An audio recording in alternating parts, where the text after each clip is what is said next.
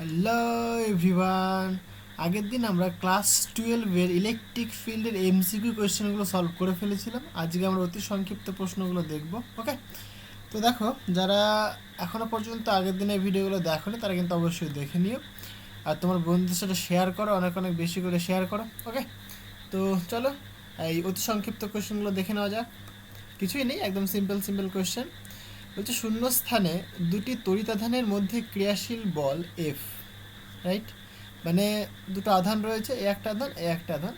হ্যাঁ, সাপোজ এটা এখানে কি বলে দিয়েছে, দেখি কি বলেছে, আগে পড়ে নিই। দুটি তড়িৎ আধানের মধ্যে ঠিক আছে, হচ্ছে আধান দুটিকে একই দূরত্বে কে পরাবৈদ্যুতিক ধ্রুবক সম্পন্ন মাধ্যমে রাখলে হ্যাঁ তাদের মধ্যে ক্রিয়াশীল বল কত হবে। জাস্ট সিম্পল একটা কোশ্চেন। ধরো এর চার্জ Q1, এর চার্জ Q2। ওকে, প্রথমে এই দুটো চার্জকে ফ্রি স্পেসে রাখা হয়েছে এবং তাদের মধ্যে সেপারেশন সাপোজ আর। এবং তারপরে কি করলো বলছে, এই চার্জ দুটোকে ফ্রি স্পেস থেকে সরিয়ে নিয়ে যদি একটা ডাইলেকট্রিক মিডিয়ামের মধ্যে রাখি আমরা, মানে হতে পারে সেটা তেলের মধ্যে, জলের মধ্যে হতে পারে, বুঝতে পারলে? মানে একটা ডাইলেকট্রিক মিডিয়ামের মধ্যে রাখা হলো, তাহলে ফোর্স কত হবে? একদম সিম্পল জিনিস, কিছুই না। সো কোশ্চেন নাম্বার 1, যদি ফ্রি স্পেসে থাকে একটা charge, right? So this is Q1, suppose this is Q2, এবং তাদের মধ্যে যে সেপারেশনটা সেটা আমি সাপোজ বলছি যে আর। এটা যদি ফ্রি স্পেসে থাকে তাহলে তুমি বলবে যে ফোর্সটা হবে Q1 Q2 divided by 4πε0 into R square. This is in free space, right? Force in free space, free space. Suppose যদি ডাইলেকট্রিক মিডিয়াম রাখা হয় তাহলে কি হবে ফোর্সটা, তখন আমরা লিখতে পারবো ইন ডাইলেকট্রিক মিডিয়াম, কি লিখবো বলো? ইন ডাইলেকট্রিক মিডিয়াম মানে জাস্ট একটা যদি মিডিয়াম কনসিডার করি আমরা, তখন ফোর্সটা হবে সাপোজ এফ প্রাইম, সেটা Q1 Q2 ডিভাইডেড বাই 4πε। এখানে জিরো হবে কি? জিরো হবে না, কারণ কি, যে মিডিয়ামটা, সেই মিডিয়ামটার যে পারমিটিভিটি সেটা আমি ধরে নিয়েছি epsilon into R square. Okay, এখানে ইপসিলনটা কি? ইপসিলনটা হচ্ছে তোমার মিডিয়ামের permittivity. Okay, so permittivity in medium. Okay, এটা মিডিয়ামের পারমিটিভিটি, বাট আমাদের কোয়েশ্চেনে কিন্তু ডাইলেকট্রিক কনস্ট্যান্ট দিয়ে বলেছে, তাহলে পারমিটিভিটি ইন মিডিয়াম আর ডাইলেকট্রিক কনস্ট্যান্ট তার মধ্যে একটা রিলেশন রয়েছে আমরা জানি। সো কি হয় দেখো, dielectric constant, electric constant K that is equal two, আমরা এটাকে আমরা বলতে পারি কি, রিলেটিভ পারমিটিভিটি। ফাইন, এটাকে আমরা বলতে পারি রিলেটিভ পারমিটিভিটি। ওকে, ইপসিলন আর অথবা কে দিয়ে লিখতে পারো তুমি, মানে কাপ্পা বলা হয়ে থাকে। ওকে, সেটা কি হবে? মিডিয়ামের পারমিটিভিটি ডিভাইডেড বাই ফ্রি স্পেসের পারমিটিভিটি। তাহলে মিডিয়ামের পারমিটিভিটি কত হবে দেখো, K into epsilon zero. Okay, তাহলে এই ভ্যালুটা আমরা এখানে পুট করতে পারি। So you can write F prime that is equal to Q1 Q2 divided by 4π, তাহলে ইপসিলন যায় কি লিখবো আমি, K into epsilon zero. So K into epsilon zero into R square. K হচ্ছে তোমার মিডিয়ামটা ডাইলেকট্রিক কনস্ট্যান্ট। ওকে, তাহলে এখানে দেখো এই যে এই টার্মটা, আমি যদি এটাকে একটুখানি ভালো করে লিখি, এই যে Q1 Q2 divided by 4πε0 into R square আর ইন্টু কাপ্পা। এই যে এখানে Q1 Q2 ডিভাইডেড 4πε0 আর স্কোয়ার, এটুকুনি মান কত? এটুকুনি ফ্রি স্পেসের জন্য না, তাহলে এটুকুনি মান আমরা বের করেছিলাম দেখো এফ, সুতরাং এফ বাই কাপ্পা, এই যে এফ, তাই নয় কি?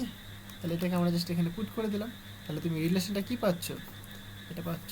তার মানে কি বুঝতে পারছো দেখো, তুমি যদি মানে কোনো একটা পারমিটিভিটি বা কোনো একটা ডাইলেকট্রিক মিডিয়ামের মধ্যে যদি রাখো, তাহলে কিন্তু ফোর্সটা কিন্তু কম হবে, তাই না?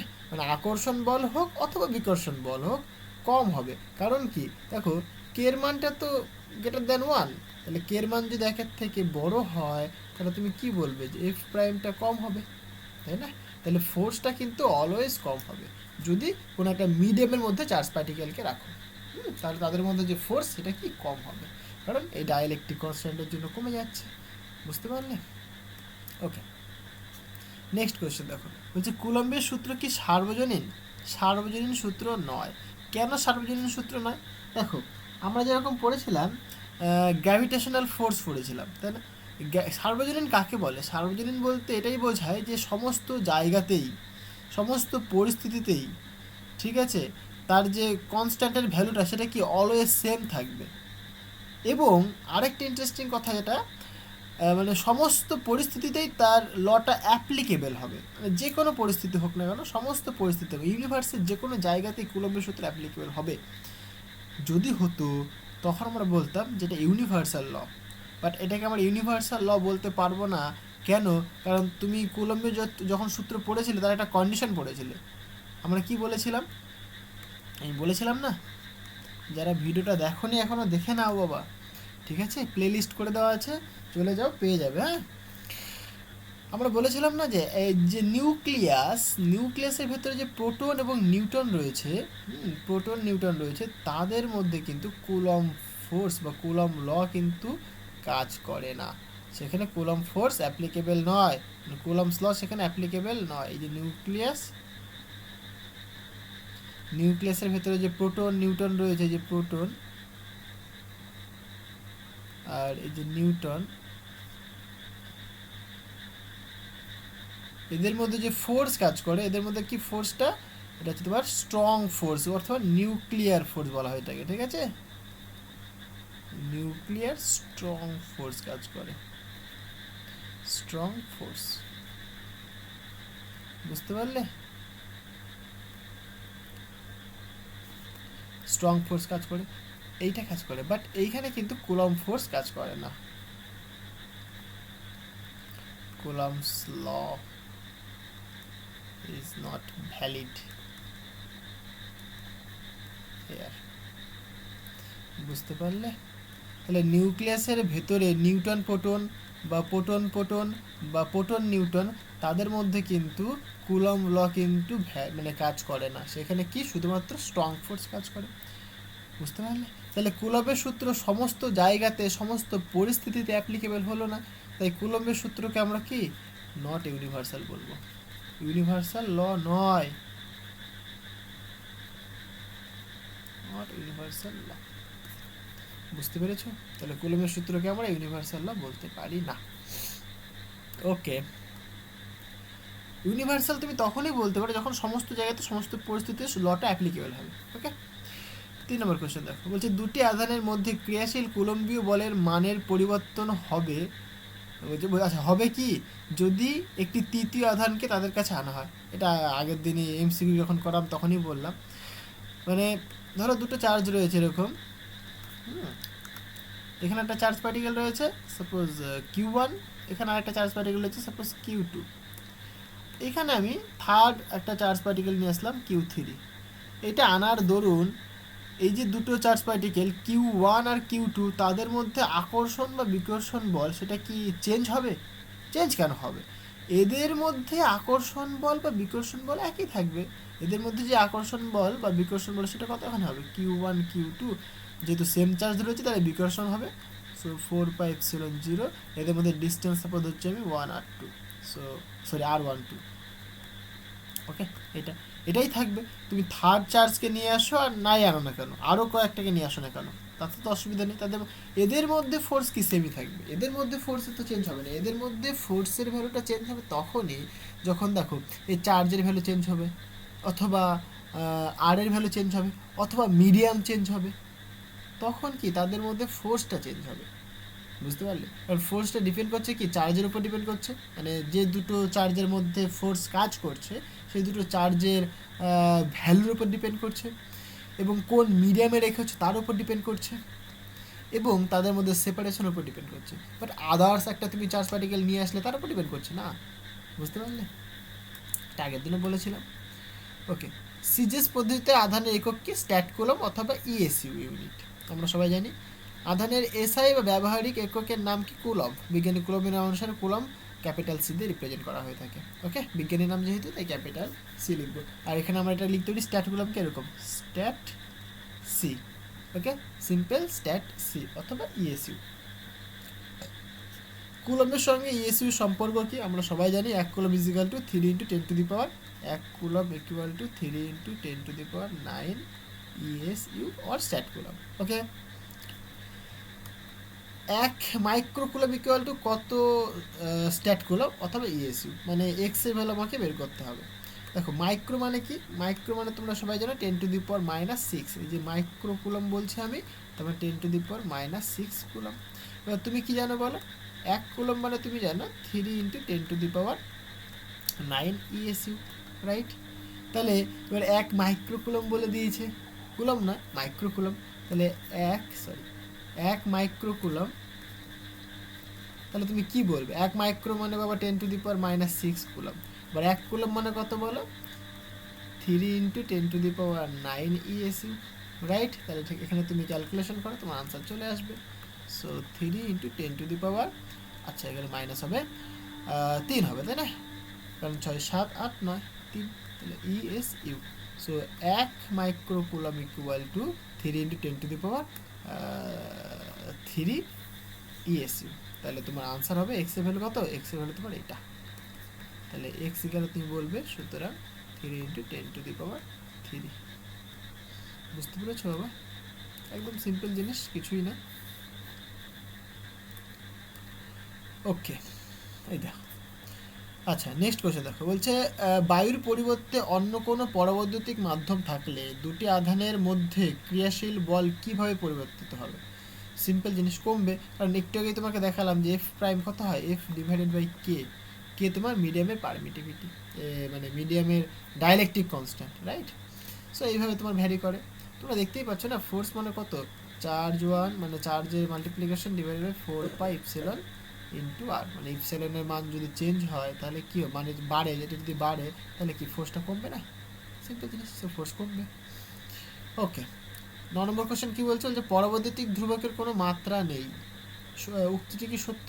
দেখো পরবৈদ্যুতিক ধ্রুবক অথবা ডাইলেকট্রিক কনস্ট্যান্ট, মানে তুমি যদি ডাইলেকট্রিক কনস্ট্যান্টের কথা বলো, ডাইলেকট্রিক কনস্ট্যান্টের ডেফিনেশন কি দেখলাম আমরা, যে permittivity in medium divided permittivity in free space, তাহলে দুটোই কি পারমিটিভিটি রেশিও, তাহলে ডাইমেনশন অথবা ইউনিটলেস হবে।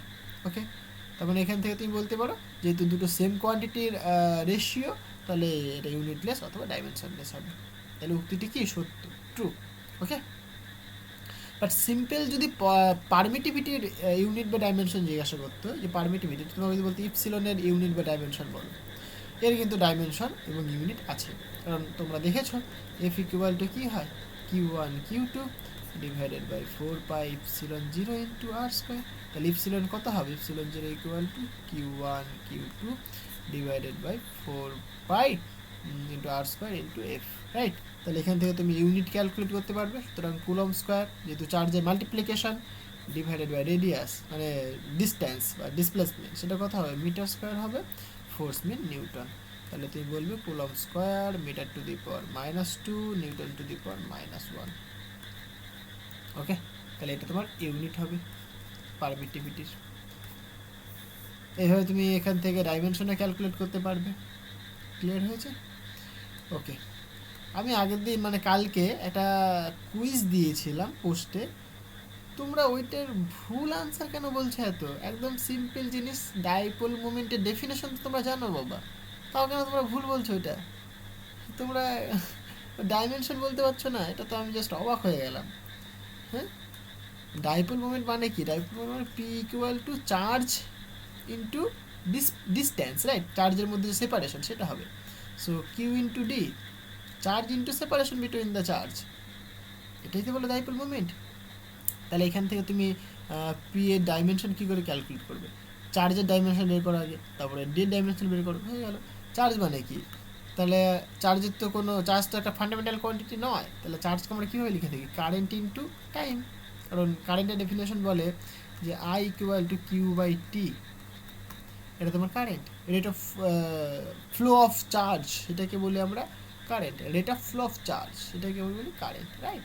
চার্জের ফ্লোটাকে কারেন্ট বলা হয়ে থাকে। তাহলে কিউ ইকুয়ালটা আমরা কী লিখি, আই ইন্টু টি, আই হচ্ছে তোমার কারেন্ট, এটা একটা fundamental quantity, time it is also fundamental quantity, এবং ডিস্টেন্স এটা তো ভাই দৈর্ঘ্য ফান্ডামেন্টাল কোয়ান্টিটি, তাহলে চার্জের জন্য কী হবে, আই ইন্টু টি হবে, ডিস্টেন্স এল হবে। এই অপশানে আমি এটা দিয়েছিলাম, কেউ দেখি এটা করেইনি। মানে আমি জাস্ট অবাক হয়ে গেছি। হ্যাঁ, ভালো করে পড়াশোনা করে, এটা জাস্ট 11-এর জিনিস। ইউনিট অ্যান্ড ডাইমেনশন 11-এর জিনিস না এগুলো। চার্জের ইউনিট তোমরা জানো, চার্জের ডেফিনেশন তোমার মাধ্যমিকও পড়ে এসছো। ওকে, যাই হোক, পড়াশোনা করো বাবা। এখানে সিজেস পদ্ধতিতে শূন্যস্থানের তড়িৎ ভেদ্যতা কত? শূন্যস্থানের তড়িৎ ভেদ্যতা, আচ্ছা সিজেস সিস্টেম কিন্তু বলেছে, তাহলে 1 হবে। কারণ তোমরা দেখেছিলে না যে কে প্রাইম ইকুয়াল টু 1/k লিখতাম আমি, এটা মিডিয়ামের জন্য। এটা কেটা ডাইলেকট্রিক কনস্ট্যান্ট, বাট আমি যদি ফ্রি স্পেস বলি ইন সিজেস সিস্টেম, তাহলে 1 হবে সেটা। ফাইন, এটা 1 হবে, এটা আনসার। বলছে কুলম্বীয় বল কি একটি কেন্দ্রকীয় বল? অবশ্যই, তোমাদের ওই বলেছিলাম না আমি, কেন্দ্রকীয় বল মানে যে ফোর্সটা হয়ে থাকে, মানে যে ফোর্সটা হয়, ফোর্স হয় actually as a function of R, সেটা অলওয়েজ 1/r² সাথে প্রপোর্শনাল হয়ে থাকে, মানে ইনভার্সলি প্রপোর্শনাল হয়ে থাকে। ঠিক আছে, এটা তোমার সেন্ট্রাল ফোর্সের ডেফিনেশন। সো সেন্ট্রাল ফোর্সের ডেফিনেশন এটা, মানে তোমার গ্র্যাভিটেশনাল ফোর্স, তারপরে কুলম ফোর্স, এগুলো সবই কিন্তু সেন্ট্রাল ফোর্স, কেন্দ্রীয় বল। বুঝতে পারলে? সো এটা সত্য। নেক্সট কোয়েশ্চেন কি বলেছে, মানে actually F of R directly proportional to 1/r², এটা হয়। ওকে, মানে এটাই তোমার কি বলে এটাকে, সেন্ট্রাল ফোর্স। ওকে, সেন্ট্রাল ফোর্সের ডেফিনেশন, এগুলো গ্র্যাজুয়েশনে পড়ানো হয়ে থাকে। আচ্ছা, 12 নম্বর কোয়েশ্চেন কি বলছে, দুটি ইলেকট্রনের মধ্যে ক্রিয়াশীল মহাকর্ষীয় বল তড়িৎ বলের অনুপাত কত হবে, অনুপাতের ক্রম কত হবে? এটা একটা সিম্পল কোয়েশ্চেন, তোমরা নিজেরাই করতে পারো। এখানে যেহেতু ইলেকট্রন বলে দিয়েছি, দুটো ইলেকট্রনের মধ্যে আকর্ষণ বল আর তোমার এই যে কুলম্বীয় ফোর্স আর কি বের করতে হবে, রাইট? সো কোয়েশ্চেন নাম্বারটা কত ছিল বাবা? 12 ছিল। সো কোয়েশ্চেন নাম্বার 12, দেখো। সো এখানে একটা ইলেকট্রন রয়েছে,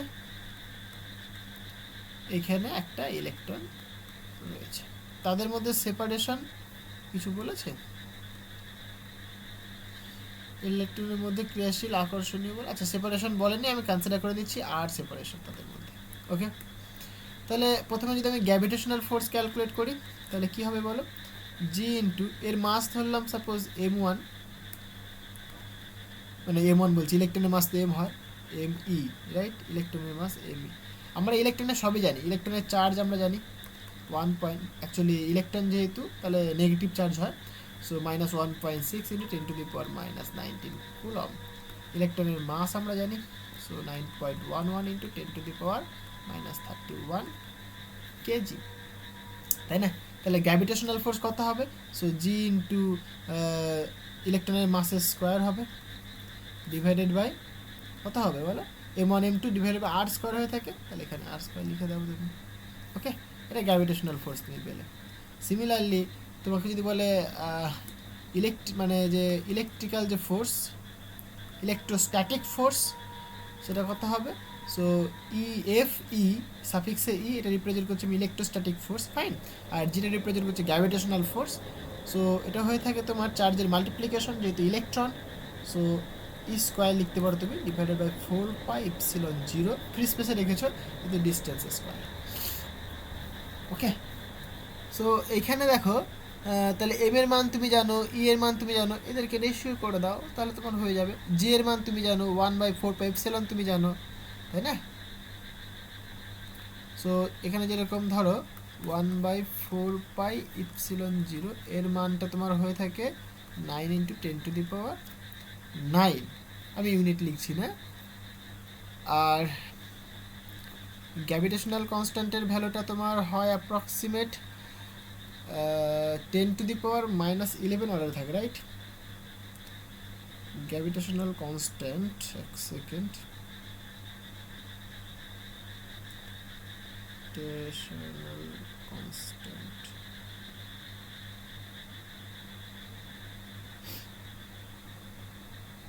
প্রপার ভ্যালুটা 6 পয়েন্ট সামথিং কিছু একটা থাকে। সাপোজ আমি ধরছি 6.606 বোধ হয়, 6.6 এরকম থাকে, 67 ইন্টু 10⁻11। ওকে, এটা হচ্ছে তোমার গ্র্যাভিটেশনাল কনস্ট্যান্টের ভ্যালুটা। এবার তুমি সব পুট করে দাও, তাহলে তুমি আনসার পেয়ে যাবে। Okay, so F G divided by F E, তুমি করলে কত আসবে বলো? সো জি থাকবে ইন্টু এম ই স্কোয়ার থাকবে ডিভাইডেড বাই ই স্কোয়ার থাকবে, আর ক্যান্সেল হয়ে যাবে, আর 4 পাইটা তুমি উপরে লিখতে পারো, রাইট, বা এখানে 4 পাই এপসিলন 0 এটা লিখতে পারো। ওকে, ভ্যালুগুলো সব পুট করে দাও, তোমার কিন্তু আনসার চলে আসবে। সো জি এর ভ্যালু পুট করো 6.67 ইন্টু 10⁻⁻11, এম এর ভ্যালু তুমি পুট করো 9.11 ইন্টু 10⁻31 কেজি তার হোল স্কোয়ার ডিভাইডেড বাই বলো E square electronic charge 1.6 into 10⁻19 coulomb তার হোল স্কোয়ার, আর 1/4 পাই এপসিলন তার ভ্যালু কত হয় বলো? 9 ইন্টু 10⁻9। এটা তুমি ক্যালকুলেট করো, তুমি আনসার পেয়ে যাবে। বুঝতে পারলে? তাহলে অ্যাকচুয়ালি বলো তো কী হবে আনসারটা, মানে আনসারটা কেমন আসবে? দেখো, তুমি যদি দেখো যে গ্র্যাভিটেশনাল ফোর্স ডিভাইডেড বাই মানে ইলেকট্রোস্ট্যাটিক ফোর্স, তাদের রেশিওটা আমি এখানে যদি করি, এটা অ্যাপ্রক্সিমেট আসছে 10⁻43। বুঝতে পারলে? 10⁻43 রেশিওটা, তার মানে কি? মানে এখান থেকে তুমি ক্যালকুলেশন করতে পারো নিশ্চয়ই, কারণ এখানে হোল স্কোয়ার সবগুলো পুট করে দাও, তোমার চলে আসবে, ঠিক আছে? তো অ্যাপ্রক্সিমেট তার যে ভ্যালু আসছে এটা, এইখান থেকে তুমি কি বুঝতে পারছো যে gravitational force equal two 10⁻43 into electrostatic force, right? অথবা এটাকে এরকম বলতে পারো এফ ই ডিভাইডেড বাই 10⁻43, অথবা F E equal two 10⁻43 F G. আমি ফিজিক্সটা বোঝানোর চেষ্টা করছি এখানটা, মানে ফিলিংসটা দেখো। গ্র্যাভিটেশনাল ফোর্স কিন্তু অনেকটা উইক ফোর্স, মানে দেন কার থেকে? এই ইলেকট্রোস্ট্যাটিক ফোর্সের থেকে। দেখো, গ্র্যাভিটেশনাল ফোর্সের ভ্যালু যদি 1 হয়, ইলেকট্রোস্ট্যাটিক ফোর্সের কত ভ্যালু? 10⁻43 হবে, 10⁻43 টাইমস বেশি। বুঝতে পারলে? গ্র্যাভিটেশনাল ফোর্স যদি সাপোজ তোমার 2 নিউটন হয়ে থাকে, তাহলে ইলেকট্রোস্ট্যাটিক ফোর্স তখন কত হবে? 10⁻43 ইন্টু 2। বুঝতে পারছো কতটা বেশি? সো এখান থেকে তুমি একটা জিনিস বুঝতেই পারছো যে এই ফিজিক্স এটাই, যে গ্র্যাভিটেশনাল মানে ইলেকট্রোস্ট্যাটিক ফোর্স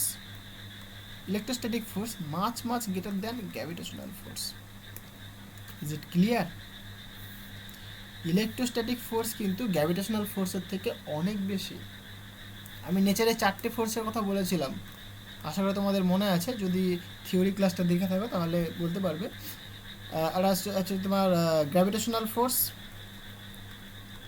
তোমার ইলেকট্রোস্ট্যাটিক ফোর্স, যেটাকে বলে আমার electromagnetic force actually, right? Electromagnetic force. 3 নম্বর বলি আমি স্ট্রং ফোর্স, 4 নম্বর বলি আমরা উইক ফোর্স। তাহলে এইখানে দেখো, এই যে স্ট্রং ফোর্স সবচাইতে শক্তিশালী, আমি যদি ইয়ের কথা বলি, এরকম F G, F E, F S, F W, সব থেকে শক্তিশালী হচ্ছে কে বলো তো? সব থেকে শক্তিশালী তোমার এফ এস, তারপরে ইলেকট্রোস্ট্যাটিক ফোর্স, ঠিক আছে? উইক ফোর্স আর গ্র্যাভিটেশনাল ফোর্সের মধ্যে আমার একটু কনফিউশন রয়েছে, যাই হোক অ্যাপ্রক্সিমেট কাছাকাছি হয় এরা, মানে একদম সেম হয় না। আই থিঙ্ক উইক ফোর্সটা গ্র্যাভিটেশনাল ফোর্সের থেকে মানে কম হয় আর কি, ঠিক আছে? কারণ উইক বলছি, সবচাইতে উইক হবে তোমার বিটা ডিকেতে উইক ফোর্স পাওয়া যায়। তুমি যখন বিটা ডিকে পড়বে, বিটা ডিকে সেখানে উইক ফোর্স পাই আমরা, ঠিক আছে? সো এরকম অ্যাপ্রক্সিমেট একটা মানে নেচার আমরা দেখতে পাই, আমাদের নেচারে এই জিনিসটা হয়, ঠিক আছে?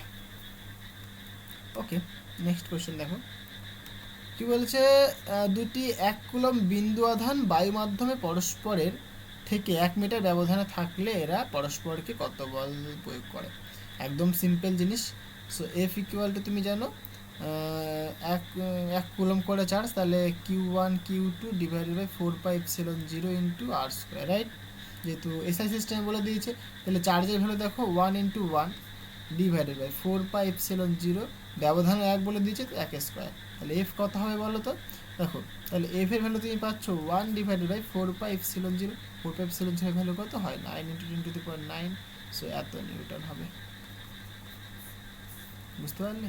আমরা এখান থেকে 1 কুলম্বের ডেফিনেশন বলেছিলাম না, মানে দুটো আধানকে 1 মিটার দূরত্বে রাখলে তাদের মধ্যে যদি ফোর্স 9 × 10⁹ নিউটন হয় তখন সেই আধানকে বলা হয় 1 কুলম্ব। বুঝতে পারলে?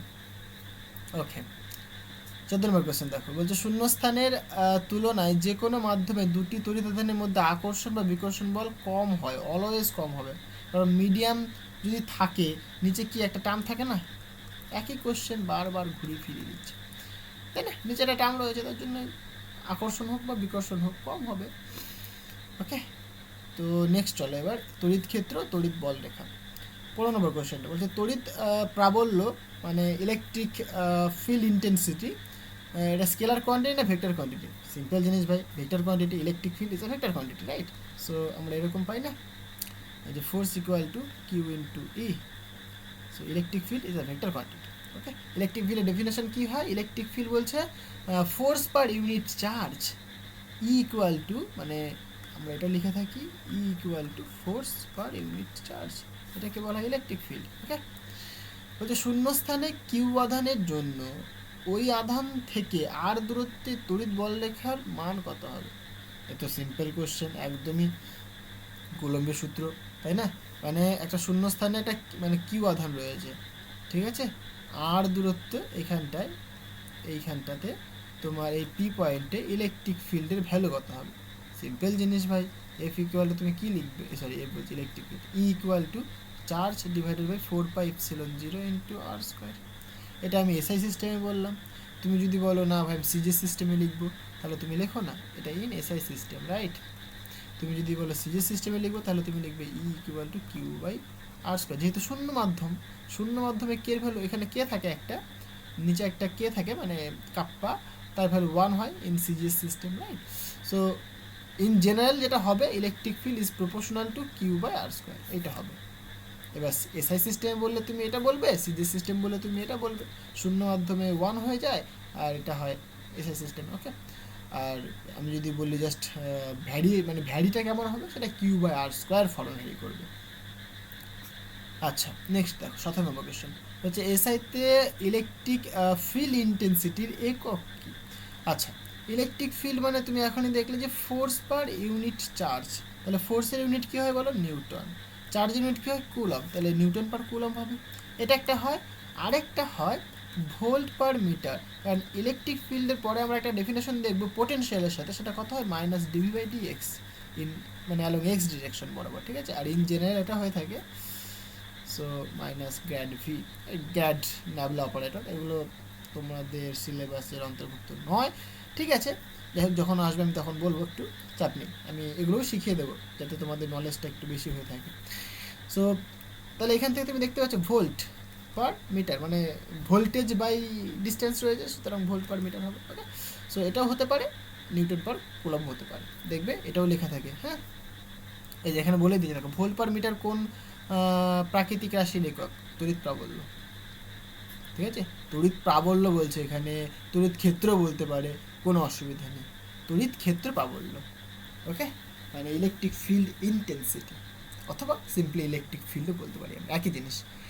জাস্ট আমি ডেফিনেশনে কিন্তু বলেছিলাম থিওরি ক্লাসে, ঠিক আছে? জাস্ট ওইটুকুনি পার্থক্য, আর কিছুই না। বলছে আহিত বলের কেন্দ্রে, এটা কিন্তু আমি কুইজে দিয়েছিলাম, না এটা কুইজে দিইনি, সরি, আগের দিনই করিয়েছি এটা আমি। আহিত বলয়ের কেন্দ্রে, কেন্দ্রে সবসময় কি ইলেকট্রিক ফিল্ড 0 হবে। এটা তুমি যদি বলয় কনসিডার করো, এর কেন্দ্রে দেখো, তুমি ধরো এইটুকুনির জন্য এখানে ইলেকট্রিক ফিল্ড দেখতে পাচ্ছ, তার ডিরেকশন কেমন হবে? এদিক হবে, এদিক বরাবর। সিমিলারলি এইটুকুনি মানে যে তুমি রিজিয়ান কনসিডার করেছো, তার মধ্যে যেটুকুনি চার্জ রয়েছে সেটা তুমি এইদিকে কনসিডার করো, তার জন্য এখানে ইলেকট্রিক ফিল্ড কী হবে? এদিকে, এবং ভ্যালুটাও কিন্তু সেম হবে। তাহলে পরস্পরকে কী করছে? ক্যান্সেল করে দিচ্ছে না? এরকম প্রত্যেকটার জন্য হবে, তাহলে প্রত্যেকে কিন্তু পরস্পরকে ক্যান্সেল করে দেবে, তার ফলে কি মিডিলে মানে স্ফেয়ারের ভেতরে ইলেকট্রিক ফিল্ড কি অলওয়েজ 0 হবে। বুঝতে পেরেছ? তাহলে এটা 0 হবে।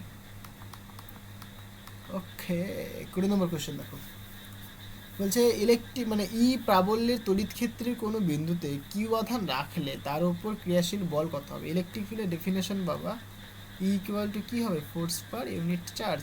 সো ফোর্স ইকুয়াল টু আমরা কী বলবো, কিউ ইন্টু ই বলবো। ওকে, আচ্ছা, তড়িৎ প্রাবল্যের মাত্রা, হয় মাত্রা বের করে নাও। Electric field E force per unit charge, তাই তো, তোমার মাত্রা বের করতে বলেছে। সো ফোর্সের ডাইমেনশন ডিভাইডেড বাই চার্জের ডাইমেনশন। ফোর্সের ডাইমেনশন কী হবে, M L T to the power -2। Charge মানে আই ইন্টু টি, তাহলে কত আসছে এখানে, M L T to the power -3 I to the power -1। বুঝতে পেরেছ, এটা তোমার ইলেকট্রিক ফিল্ডের ডাইমেনশন হবে। একদম সিম্পল জিনিস, ডাইমেনশন তো বের করতে পারো তোমরা, ভুল করলে হবে, এগুলো একটু মাথায় রাখতে হবে তো। হ্যাঁ, বইতে এরা লিখে দিয়েছে সেটাই তোমরা বলে দেবে, সবসময় বইকে ফলো করবে না, বইতে ভুল থাকতেই পারে, কোনো একটা বইয়ের উত্তরে ভুল থাকতেই পারে, ঠিক আছে। সো একদম অন্ধের মতো সেটাকে ফলো করবে না তোমরা, তুমি নিজেদের ব্রেন কাজে লাগাও, যেটুকুনি শিখেছো সেটাই কাজে লাগাও। সো 22 নম্বর কোশ্চেন দেখো, বলছে পারমিটিভিটি ইফসিলন তড়িৎ ভেদ্যতা সম্পন্ন কোনো মাধ্যমে অবস্থিত কিউ আধান থেকে কতগুলি বল রেখা নির্গত হবে। সিম্পল জিনিস, আমি বলেছিলাম নাম্বার অফ বল রেখা কতগুলো হবে, সেটাই ফ্লাক্স বলা হয়ে থাকে। কিউ বা ইপসিলন হবে, কারণ যেহেতু মিডিয়ামের পারমিটিভিটি তোমাকে বলে দিয়েছে, রাইট, সেটা ইপসিলন, তাহলে মিডিয়ামের পারমিটিভিটি ইপসিলন যদি হয় তাহলে কিউ বা ইপসিলন এতখানি পরিমাণ বল রেখা বেরোবে, মানে এতগুলো বল রেখা বেরোবে, বুঝতে পারলে, এটাই আমাদের কি তড়িৎ ফ্লাক্স মেনলি। ওকে, বলছে এ বাহু বিশিষ্ট একটি বর্গাকার পাতকে ই প্রাবল্য বিশিষ্ট সুষম তড়িৎ ক্ষেত্রে লম্বভাবে ধরা হলো, পাতটির সঙ্গে জড়িত বল রেখা কত হবে। একদম সিম্পল কোশ্চেন, 23 নম্বর কোশ্চেন, আমি এখানে একটু এঁকে দেখাই তাহলে তোমাদের বুঝতে সুবিধা হবে।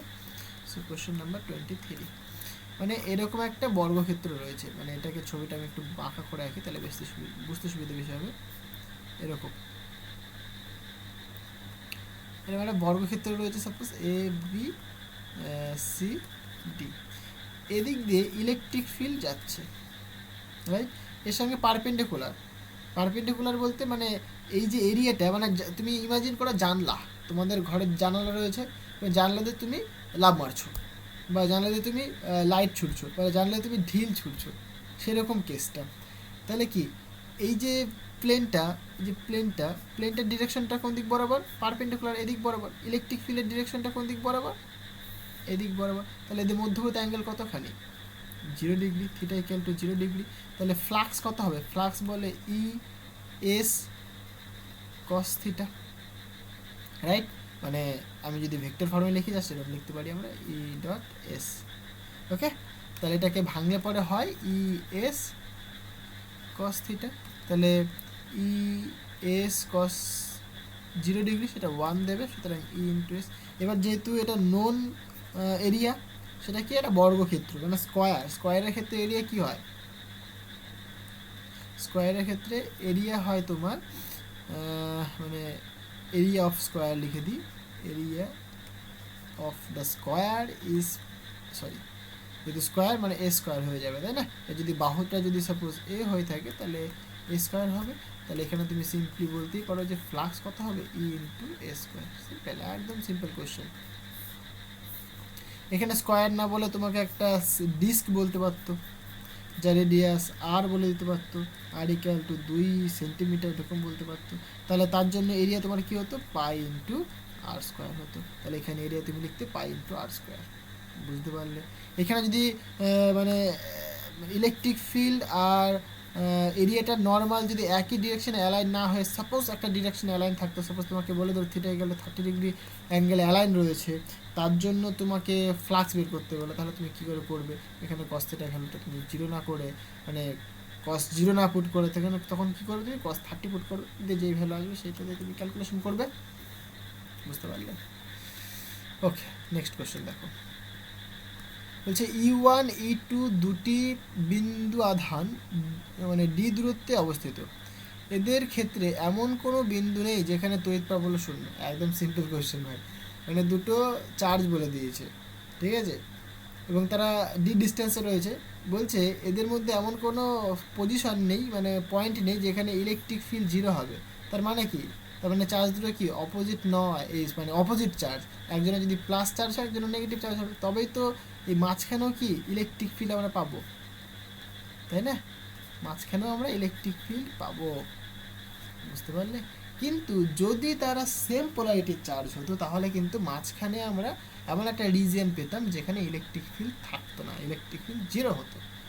সেটা উদাসীন অঞ্চল বলি আমরা ক্যালকুলেশন করে দেখতে পারি যে কোন পয়েন্টে ইলেকট্রিক ফিল্ড জিরো হবে।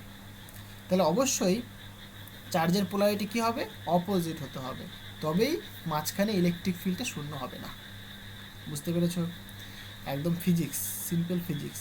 তড়িৎ ক্ষেত্রে কোনো পরিবাহী পদার্থকে রাখলে পরিবাহীর অভ্যন্তরে তড়িৎ প্রাবল্যের কি পরিবর্তন ঘটে?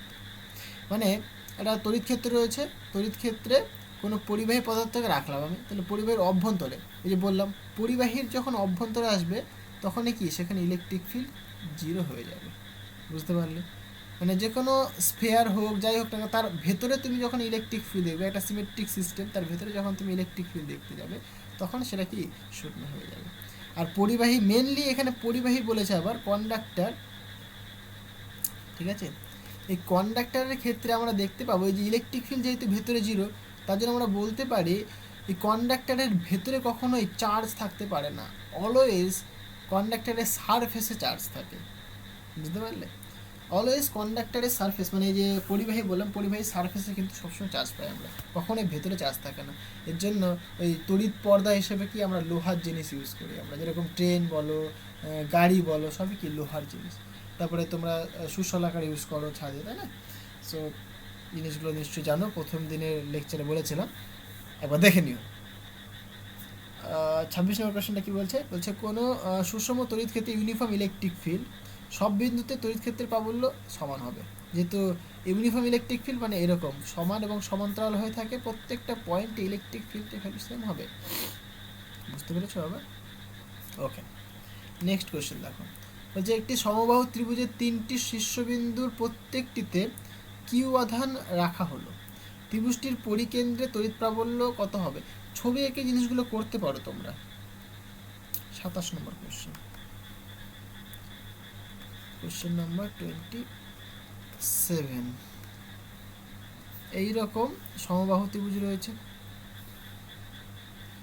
এটা ধরো সাপোজ এ বি, এটা সি।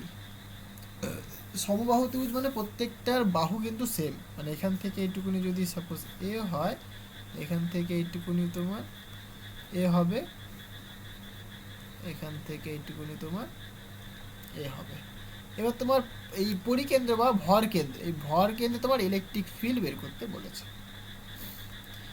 তাহলে দেখো তুমি কি বলবে, এইখানে একটা চার্জ রয়েছে, এখানে একটা চার্জ রয়েছে, শীর্ষবিন্দুতে চার্জ রেখেছে সমপরিমাণ চার্জ, মানে এখানেও কিউ চার্জ, এখানেও কিউ চার্জ, এখানেও কিউ চার্জ রেখে দিয়েছে। তাহলে পরে এই কিউ চার্জটা, এখানে একটা ইউনিট পজিটিভ চার্জ রয়েছে, তার উপরে একটা ফোর্স দেবে, সেটা এদিক বরাবর একটা ফোর্স দেবে, বিকর্ষণ বল দেবে। সিমিলারলি এ একটা এদিক বরাবর ফোর্স দেবে, ফাইন। এবং ইন্টারেস্টিং ব্যাপার দেখো এবার, তাহলে এরা দুজনা এদিক বরাবর, মানে একজন এদিক বরাবর ফোর্স দিচ্ছে, মানে একটা ধরো ইলেকট্রিক ফিল্ড বা ইলেকট্রিক ফিল্ড কনসিডার করছি আমি। সো একটা ইবি আর একটা তোমার ইসি এদিক বরাবর, তাহলে তাদের জন্য একটা রেজাল্ট্যান্ট ফোর্স তুমি এই দিক বরাবর পাবে, তাই না? Vector quantity. তাহলে এদিকে যদি দুজনের ফোর্স হয় তাহলে আলটিমেট তার রেজাল্ট্যান্ট কোন দিক বরাবর হবে? এদিক বরাবর হবে। ফাইন, বুঝলাম। এইবার এই যে এ পয়েন্টে যে চার্জ রয়েছে সেও তো এটাকে একটা ফোর্স দেবে, মানে ইলেকট্রিক ফিল্ড দেবে, সেটাকে এদিক বরাবর দেবে। বুঝতে পারলে? এবার এই ফোর্সটা আর এই ফোর্সটা যদি সেম হয়ে যায় তাহলে কি হবে? তাহলেই এইখানটায় নেট ইলেকট্রিক ফিল্ড কি জিরো পাবো আমরা, এখানে সেম হয়ে যায় তাই জিরো হয়ে যায়। বুঝতে পারলে? এটা তুমি ক্যালকুলেশন করে দেখতে পারো। দেখো আমি তোমাকে ক্যালকুলেশন করে দেখিয়ে দিচ্ছি। তাহলে দেখো অঙ্কটা কি করে হয়, জাস্ট আমি ফিজিক্সটা এখানে বললাম, এবার তুমি জাস্ট ক্যালকুলেশন করো তাহলে তোমার হয়ে যাবে। সো তাহলে এরকম একটা আমাদের সমবাহু ত্রিভুজ রয়েছে। সমবাহু মানে প্রত্যেকটা বাহু সেম। সাপোজ এটা এ, এটা বি, এটা আমার সি, ফাইন। তাহলে এইটা আমাদের সেন্টার, দেখো এখান থেকে এটা টানো, এখান থেকে এটা টানো, এখান থেকে এই টানো, তাহলে এইটা আমাদের centre of mass or centre of gravity, G we can say this is our G point, fine. So এই এ পয়েন্টে, সি পয়েন্টে আর বি পয়েন্টে সেম অ্যামাউন্টের চার্জ রেখেছো তুমি, কিউ কিউ কিউ পরিমাণ চার্জ রেখেছো। সাপোজ তুমি বলছো এটা সমবাহু ত্রিভুজ, প্রত্যেকের ডিস্ট্যান্স কিছু একটা ধরে নাও, এ ধরে নাও, এ বললাম, তাহলে প্রত্যেকের ডিস্ট্যান্স এ হবে, ফাইন। আচ্ছা, এখানে একটা নাম দিই, এটা নাম দিলাম সাপোজ পি পয়েন্ট। তাহলে সিবি যদি তোমার এ হয়, তাহলে সিপি তোমার কত হবে বলো? a/2 হবে, সিম্পল জিনিস, a/2 হবে, তাই তো? ওকে, এবার দেখো তুমি এই জি পয়েন্টে ফোর্স নাকি ইলেকট্রিক ফিল্ড যাই বের করো না কেন একই ব্যাপার। তোমার কোশ্চেনটায় ইলেকট্রিক প্রাবল্য বলেছে, আমি ইলেকট্রিক ফিল্ডই বের করি। তাহলে আমি কনসিডার করছি যে জি পয়েন্টে কোনো চার্জ নেই, জি পয়েন্টে একটা ইউনিট পজিটিভ চার্জ বসে আছে, তাহলে ইলেকট্রিক ফিল্ড কত হবে বলো? তাহলে দেখো, তাহলে সি পয়েন্টে যে কিউ চার্জ মানে বা বি পয়েন্ট বা এ পয়েন্টে যে চার্জ বসে আছে তাদের জন্য তাহলে পরে এই পয়েন্টে ইলেকট্রিক ফিল্ড দেখবো আমি, যখন একটা কথা ভাবি আমি, তাহলে সি পয়েন্টে যে কিউ চার্জ বসে আছে তার জন্য জি পয়েন্টে ইলেকট্রিক ফিল্ড কত সেটা আমি দেখতে চাইছি। তাহলে একটা দিন আমাকে বলো, এই ডিস্টেন্সটা আমাদেরকে জানতে হবে না? তাহলে ডিস্টেন্সটা কতখানি সেটা বের করে নেওয়া যায়। তাহলে সিজি বা এজি এটা কতখানি সেটা বের করে নেওয়া যায়। এটা যেহেতু একটা সমবাহু ত্রিভুজ, সমবাহু ত্রিভুজ মানে কি বলো তো? তার মানে এদের মধ্যে এই যে অ্যাঙ্গেলটা এটা কত হয় বলো তো? 60 ডিগ্রি হয়, প্রত্যেকটা অ্যাঙ্গেল কতখানি হবে? 60 ডিগ্রি হবে, তাই তো? 60 ডিগ্রি হবে। তাহলে এইটা যেহেতু মানে মধ্যমা, এখানে মিডিল পয়েন্টে মানে কি কানেক্ট হয় এটা, বা মিডিল পয়েন্টে কাট করে, তাহলে মিডিল পয়েন্টে যেহেতু কাট করে এটা, তাহলে এই অ্যাঙ্গেলটা কতখানি হবে? 30 ডিগ্রি হবে, জাস্ট ম্যাথমেটিক্স বাবা, 30 ডিগ্রি হবে। তাহলে তুমি আমাকে বলো এই অ্যাঙ্গেলটার রেসপেক্টে এই বাহুটা কি? লম্ব, এটা কি? ভূমি, তাই তো? তাহলে লম্ব এটা, ভূমি এটা, আর অতিভুজ কোনটা? তাহলে এটা অতিভুজ আমাদের। তাহলে তুমি এখান থেকে কী বলতে পারো? যে কোনো একটা কিছু, কস থিটা সাপোজ, কস 30 ডিগ্রি কী হয়? কস 30 ডিগ্রি ইকুয়াল টু ভূমি অতিভুজ, ভূমি বাই অতিভুজ, রাইট? এটা কেন করলাম বুঝতে পারবে, কারণ আমাদের কি দরকার বাবা? সিজি দরকার। তাহলে এখানে দেখো তুমি কস 30 degree that is equal two ভূমি মানে কত? তাহলে সিপি, অতিভুজ মানে দেখো সিজি, আমাদের সিজি দরকার। So CG equal to CP divided by cos 30 degree, বুঝতে পারলাম? So CG equal to CP দেখো কত? a/2, a/2 কস 30 ডিগ্রি ভ্যালু তুমি বলো এবার, কস 30 ডিগ্রি কত হয়? √3/2 হয়, তাই না? কারণ সাইন 60 ডিগ্রি যদি √3/2 হয় তাহলে কস 30 ডিগ্রিও তোমার √3/2 হবে। তাহলে যে 1/2 কেটে যাবে, তাহলে আলটিমেট তোমার এখানে পড়ে থাকবে যে সিজি ইকুয়াল টু a/√3। তাহলে পরে এই যে সিজির ভ্যালু a/√3, সিমিলারলি এজির ভ্যালু a/√3, আর বিজির ভ্যালু তোমার a/√3। তাহলে আমরা এখানে বলতে পারি সুতরাং AG, BG, CG both are same, that is equal to a/√3, fine. এটা ইম্পর্টেন্ট, আর কিচ্ছু না। তাহলে এবার তিনটে তুমি ফোর্স ক্যালকুলেট করবে। তাহলে এ পয়েন্টে চার্জের জন্য জি পয়েন্টে ইলেকট্রিক ফিল্ড ক্যালকুলেট করবে, ফোর্স মানে ইলেকট্রিক ফিল্ড বের করি আমরা। ফোর্স মানে কি? জাস্ট চার্জ দিয়ে মাল্টিপ্লাই করে দিতে হবে। জি পয়েন্টে তুমি যদি একটা চার্জ পার্টিকেল রাখো তাহলে সেই চার্জ দিয়ে মাল্টিপ্লাই করে দেবে, তাহলেই হয়ে গেল তোমার ফোর্স, তাই না? একই তো জিনিস রে বাবা। সো আমি সাপোজ বলছি এ পয়েন্টে যে চার্জ রয়েছে তার জন্য জি পয়েন্টে ইলেকট্রিক ফিল্ড, সেটাকে আমি এ দিয়ে রিপ্রেজেন্ট করলাম, দ্যাট ইজ ইকুয়াল টু কত হয় বলো? চার্জ ডিভাইডেড বাই 4πε0, একটা vector quantity, fine, into distance square, distance মানে এজি তার হোল স্কোয়ার হবে। এজির ভ্যালু তুমি জানো a/√3। আচ্ছা, ডিরেকশনটা বলি, এইখানে তাকিয়ে দেখো এ থেকে তুমি জিতে আসছো, তাহলে ডিরেকশনটা নিশ্চয়ই এদিক বরাবর হবে, মানে এ জি ক্যাপ হবে। এখানে তুমি লিখে দাও A G cap unit vector. Fine. তাহলে E A vector equal to Q divided by 4πε0 AG মানে এ বাই √3 তার হোল স্কোয়ার। তাহলে এ বাই √3 তার হোল স্কোয়ার ইন্টু এজি। একদম ভেঙে ভেঙে সব দেখাচ্ছি, খুব ইম্পর্টেন্ট অঙ্কটা, হ্যাঁ বুঝে নাও। সো এখানে তোমার আসবে √3 স্কোয়ার করলে পরে 3 হবে, সুতরাং 3 কিউ হবে, 3 Q divided by 4πε0 into A square. দেখো বুঝতে পারলে, এটা তোমার একটা তুমি ফোর্স পেলে, এ পয়েন্টে চার্জের জন্য তুমি ফোর্স পেলে। সিমিলারলি বি পয়েন্টে যে চার্জ পার্টিকেল রয়েছে তার জন্য জি পয়েন্টে কতখানি ইলেকট্রিক ফিল্ড সেটা বের করতে পারবে তুমি, এটা তোমার ইলেকট্রিক ফিল্ড। ওকে, সিমিলারলি তুমি বলবে similarly E B that is equal to 3q divided by 4πε0 into A square. এর ডিরেকশন কী হবে দেখো, বি পয়েন্টে রয়েছে, সো বি পয়েন্টের জন্য কিন্তু ডিরেকশনটা হবে বিজি ডিরেকশন বরাবর, মানে ঠিক এই ডিরেকশন বরাবর হবে, এই দিক বরাবর হবে। একটু বেশি ঘিঞ্জি হয়ে গেল, সরি ফর দ্যাট, এই দিক বরাবর, রাইট। সো এটা তোমার ই বি হচ্ছে, এইদিকে তোমার ই এ। ফাইন, ক্লিয়ার হয়েছে। সো এটাকে তুমি লেখো, এটা তোমার বি জি ক্যাপ। অ্যান্ড আর একটা পড়া থাকছে, এটা E C vector that is equal to 3q by 4πε0 into A square. এটা কোন দিক বরাবর হবে, এটা সি জি ক্যাপ বরাবর হবে, তাই না? তাহলে এর ডিরেকশনটা ঠিক এই দিক বরাবর, ই সি ভেক্টর।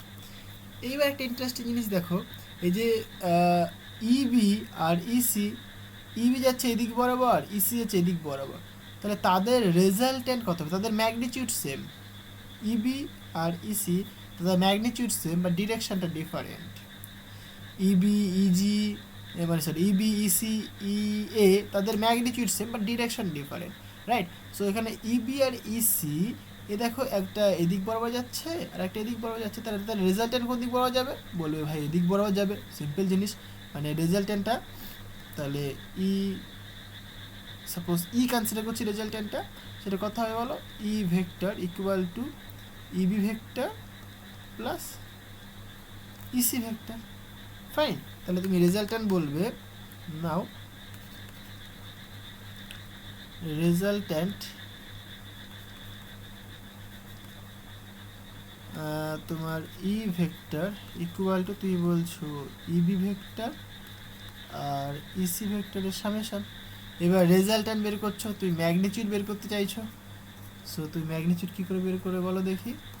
তাহলে তুমি বলবে √ওভার অফ ইবি তার ম্যাগনিটিউড স্কোয়ার, ইসি তার magnitude square plus 2 EB EC into cos, এই যে ইবি আর ইসির মধ্যবর্তী অ্যাঙ্গেল সূত্র পড়েছিল না তোমরা 11-এ, এদের মধ্যবর্তী অ্যাঙ্গেল কোনটা, এইটা হচ্ছে তোমার মধ্যবর্তী অ্যাঙ্গেল। কতখানি বলো দেখি, এটা বলতে পারবে? 120 ডিগ্রি। বলে কী করে বললাম 120 ডিগ্রি? একদম সিম্পল জিনিস ভাই, এইটা যদি তোমার 30 ডিগ্রি হয়, এটা কিন্তু 90 ডিগ্রি, তাহলে এটা কত হয় বলো তো, এটা 60 হতে হবে, কারণ তিনটে কোণের মান কত, একটা ত্রিভুজে তিনটে কোণের মান অলওয়েজ 180 ডিগ্রি হবে, রাইট। তাহলে এটাকে আমি সাপোজ আলফা কনসিডার করছি, তাহলে alpha plus 30 plus 90 equal to 180। So alpha equal to তুমি বলবে 180 মাইনাস 30 আর 90 যোগ করলে 120 হয়, রাইট। তাহলে এটা করলে পরে 60 ডিগ্রি পাচ্ছি তুমি। সো আলফার মান 60 ডিগ্রি, এটা যদি 60 ডিগ্রি হয় তাহলে এইটুকুনি দেখো বিপরীত কোণ, রাইট, এটা তোমার 60 ডিগ্রি হবে। সিমিলারলি এটাও তোমার 60 ডিগ্রি হবে, তাহলে দুটো মিলিয়ে কত আসছে, 120 ডিগ্রি হচ্ছে। তাহলে এই যে দুটো ভেক্টর ইবি ভেক্টর আর ইসি ভেক্টর তাদের মধ্যবর্তী অ্যাঙ্গেল কত বাবা, 120 ডিগ্রি। তাহলে এখানে তুমি লিখবো কত 120 ডিগ্রি। বুঝতে পেরেছো? তাহলে cos 120 ডিগ্রি ভ্যালু কত তুমি সেটা জানো, এভাবে তুমি ক্যালকুলেট করে দিতে পারো। এক সেকেন্ড, দুটো পেজ বাড়িয়ে নিই। So okay, so cos 180 degree sir 120 degree মান কত সেটা একটু দেখে নিই আমরা। সো cos 120 ডিগ্রি, তাহলে এটাকে আমরা লিখতে পারি না এরকম 90 + 30, রাইট? তাহলে এরকম দেখো, একবার গেলাম কারণ 1 ইন্টু রয়েছে এখানে +30 মানে এইখানে, তাহলে অল সাইন tan cos, তাহলে এখানে মানে সাইন পজিটিভ হবে বাট কসটা পজিটিভ নয়, তাহলে প্রথমত নেগেটিভ লিখে দাও। এবার দেখো এখানে অড রয়েছে, অড ভ্যালু থাকলে কি হবে? সাইন হবে, মানে সেম থাকলে পরে যা আছে তাই বসে যায়, ঠিক আছে, কসই হয়। কিন্তু অড থাকলে পরে কস থাকলে সাইন হবে, right? So sine 30 degree, sine 30 মান কত বলো? হাফ হয়, সেটা হাফ লিখে দাও তুমি, তাই না? ঠিক লিখলাম। তাহলে এখান থেকে তুমি বলবে যে E that is equal to √of EB² plus EC² equal to এটা মাইনাস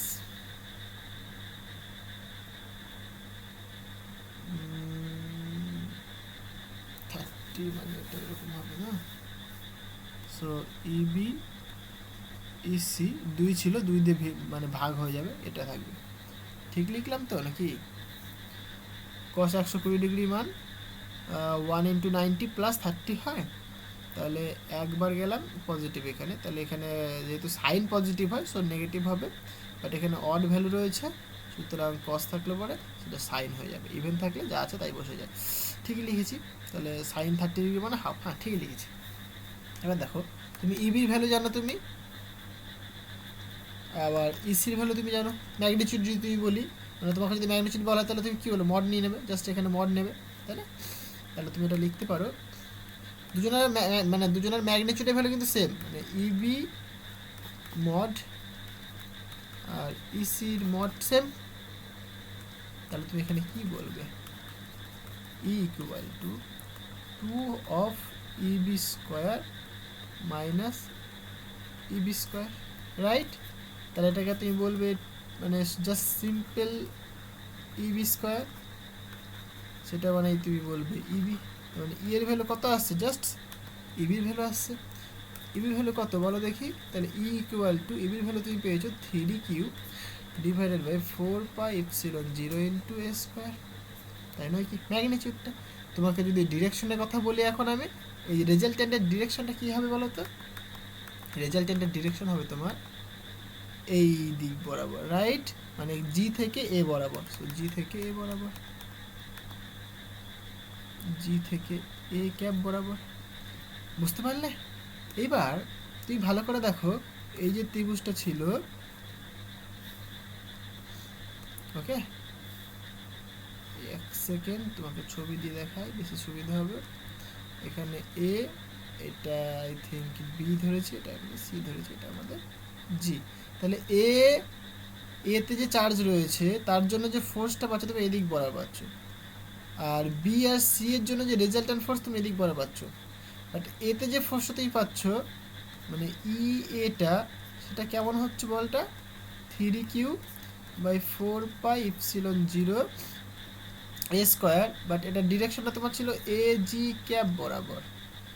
আর বি আর সি এর জন্য যে রেজাল্টেন্ট তুমি পাচ্ছ সেটা তোমার আসছে 3Q ডিভাইডেড বাই 4πε0 a² জি এ বরাবর। তাহলে নেট ইলেকট্রিক ফিল্ড কতখানি? নেট ইলেকট্রিক ফিল্ড বলো, সেটা EN বলছি আমি, ভেক্টর দাও। তাহলে নেট মানে এদেরকে যোগ করে দাও, জাস্ট সিম্পল ভেক্টর সাম করে দাও। আর তুমি যদি ফিজিক্যালি ভাবার চেষ্টা করো, দেখো বাবা, তাহলে জি পয়েন্টে যে ইউনিট চার্জ হয়েছে তার জন্য কি বিএসসি এর জন্য ফোর্সটা বা ইলেকট্রিক ফিল্ড এদিক বরাবর, আর এর জন্য ইলেকট্রিক ফিল্ড এদিক বরাবর, তাদের magnitude same but opposite direction. দেখো ম্যাগনিটিউডটা কিন্তু সেম, 3Q বাই 4πε0। এই যে দেখো 3Q বাই 4πε0, দুজনের ম্যাগনিটিউড সেম না? তাহলে ম্যাগনিটিউড যেহেতু সেম, ডিরেকশন অপোজিট, তাহলে নেট ফোর্স কী হবে, 0 হবে, তার ইকুইলিব্রিয়ামে থাকবে। মানে এই পয়েন্টে যদি তুমি পজিটিভ ইউনিট চার্জ নিয়ে আসো, সেই ইকুইলিব্রিয়ামে থাকবে। তার উপর ইলেকট্রিক ফিল্ড কত, এর উপর নেট ইলেকট্রিক ফিল্ড 0। এটা দেখো আমি ম্যাথমেটিক্যালি করে দেখিয়ে দিই। সো এটা 3Q divided by 4πε0 into A square. এর ডিরেকশনটা ছিল এ থেকে জি ক্যাপ বরাবর। এটা 3Q বাই 4πε0 এ স্কোয়ার, এর ডিরেকশনটা ছিল জি এ ক্যাপ বরাবর। এবার আমরা কি জানি, আমরা কিছুই জানি না, তাই না? জি এ ক্যাপকে আমরা এরকম লিখতে পারি না, মাইনাস অফ, মানে এ জি ক্যাপকে আমরা লিখতে পারি minus of G A cap, তাই না? বলতেই পারি এটা আমরা। সুতরাং নেট যে ইলেকট্রিক ফিল্ড পাচ্ছি আমরা, তাহলে যে কোনো একটা জায়গায় মান তুমি পুট করে দাও। তাহলে সাপোজ এটা জায়গায় তুমি মান পুট করি আমি, তাহলে 3Q by 4πε0 into A square. তাহলে এটা অ্যাজ ইট ইজ থাকলো। তাহলে এটা জায়গায় যদি মান পুট করো, তাহলে এটা কী হবে, minus of A G cap হবে। তাহলে মাইনাসটা আগে নিয়ে চলে আসলাম। So 3Q into 4πε0 into A square কি এ জি ক্যাপ হচ্ছে। তাহলে দেখো সেম কোয়ান্টিটি কেটে গিয়ে 0। তাহলে ইলেকট্রিক ফিল্ডের ভ্যালু তুমি কত পাচ্ছ, 0 পাচ্ছ তুমি। বুঝতে পারলে, 0 এ জি ক্যাপ বরাবর, মানে ইন জেনারেল 0, তো সুতরাং তার কোনো ইয়ে হবে না। তাহলে নেট যে ইলেকট্রিক ফিল্ড তুমি পাচ্ছ at the centre of gravity কত, সেটা 0 আসছে। তাহলে ম্যাথমেটিক্যালি ক্যালকুলেশন করে বুঝিয়ে দিলাম, আশা করি বুঝতে পেরেছো। আর ফিজিক্সটা তো আশা করি বুঝে গেছোই। ওকে, নেক্সট কোশ্চেন দেখো। বলছে আর ব্যাসার্ধ বিশিষ্ট একটি বৃত্তের পরিধির ওপর 3টি ক্ষুদ্র গোলককে এমনভাবে বসানো হলো যাতে একটি সমবাহু ত্রিভুজ গঠিত হয়। প্রতিটি গোলকের আধান কিউ হলে বৃত্তের কেন্দ্রে তড়িৎ প্রাবল্য কত হবে? একই জিনিস বাবা, 0 হবে। এটাই যেটা ক্যালকুলেশন করলাম এতক্ষণ ধরে। বলছে N/C ইকুয়াল টু কত হবে, V/M হবে। ভোল্টেজ বাই মিটার একই জিনিস, তাই না? এটাই কি electric field, this is electric field. তড়িৎ ক্ষেত্র বা তড়িৎ ক্ষেত্র প্রাবল্য, ইলেকট্রিক ফিল্ড ইন্টেন্সিটি। ওকে, 30 নম্বর বলছে কোনো আহিত পরিবাহীর নিকটস্থ কোনো বিন্দুতে ক্ষেত্র প্রাবল্যের মান কত হবে? বের করেছিলাম ভাই, এটা কন্ডাক্টরের জন্য কি সিগমা বাই এপসিলন 0, মানে ফ্রি স্পেসের জন্য। বাট মিডিয়াম থাকলে পরে জাস্ট এখানে এপসিলন করে দেবে। এবার মিডিয়াম যদি থাকে, এবার ডাইইলেকট্রিক কনস্ট্যান্টের সঙ্গে যদি রিলেশন জিজ্ঞাসা করে, তাহলে কে ইকুয়াল টু তুমি বলবে যে epsilon by epsilon 0। So epsilon equal to K into epsilon 0। তাহলে এটাও তুমি এখানে পুট করতে পারো। So E equal to sigma divide by epsilon মানে কত, কে ইন্টু এপসিলন 0। এই টার্মসেই লিখেছে তোমাদের আনসারটা। দেখো, বুঝতে পারলে, একদম সিম্পল জিনিস, কিছুই নেই। আমি থিওরি ক্লাসে খুব সুন্দর করে এই যে প্রমাণটা দেখিয়ে দিয়েছি। ওকে, দেখে নিও একবার। 31 নম্বর প্রশ্ন দেখো। বলছে সুষম তড়িৎ ক্ষেত্রে মানে ইউনিফর্ম ইলেকট্রিক ফিল্ডে বল রেখাগুলি কি সমদূরবর্তী সমান্তরাল রেখা? অবশ্যই সমান্তরাল হতে হবে এবং সমদূরত্ববর্তী মানে দূরত্ব থাকতে হবে, দুটো লাইনের মধ্যে ডিস্টেন্স সেম হতে হবে।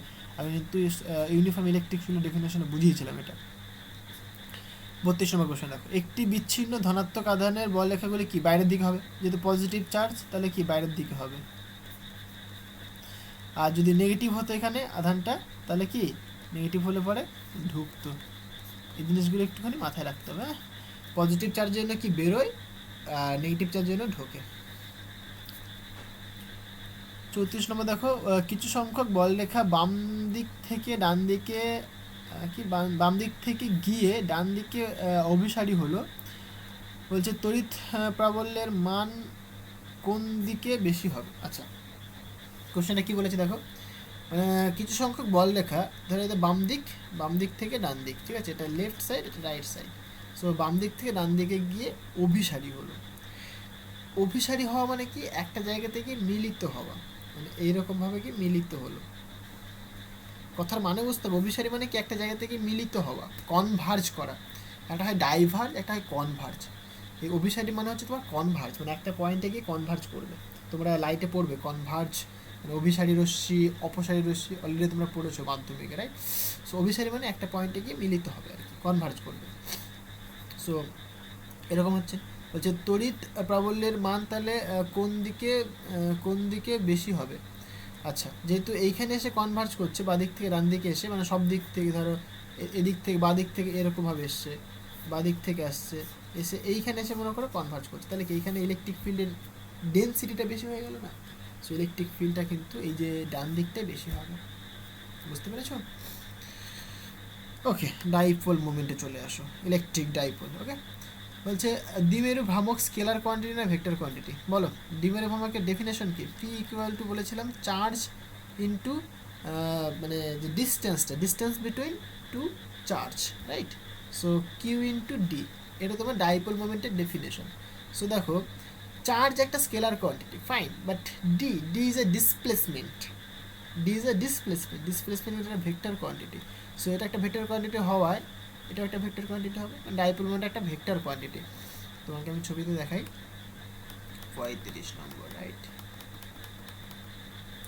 সো কোশ্চেন নাম্বার 35, মানে এখানে একটা চার্জ রয়েছে, একটা চার্জ রয়েছে, এটা মাইনাস কিউ চার্জ, এটা প্লাস কিউ চার্জ, এটা ডাইপোল ফর্ম করেছে এটা একটা। ওকে, সো ডাইপোল মোমেন্টের ডিরেকশনটা কোন দিক বরাবর হবে? এই দিক বরাবর হবে।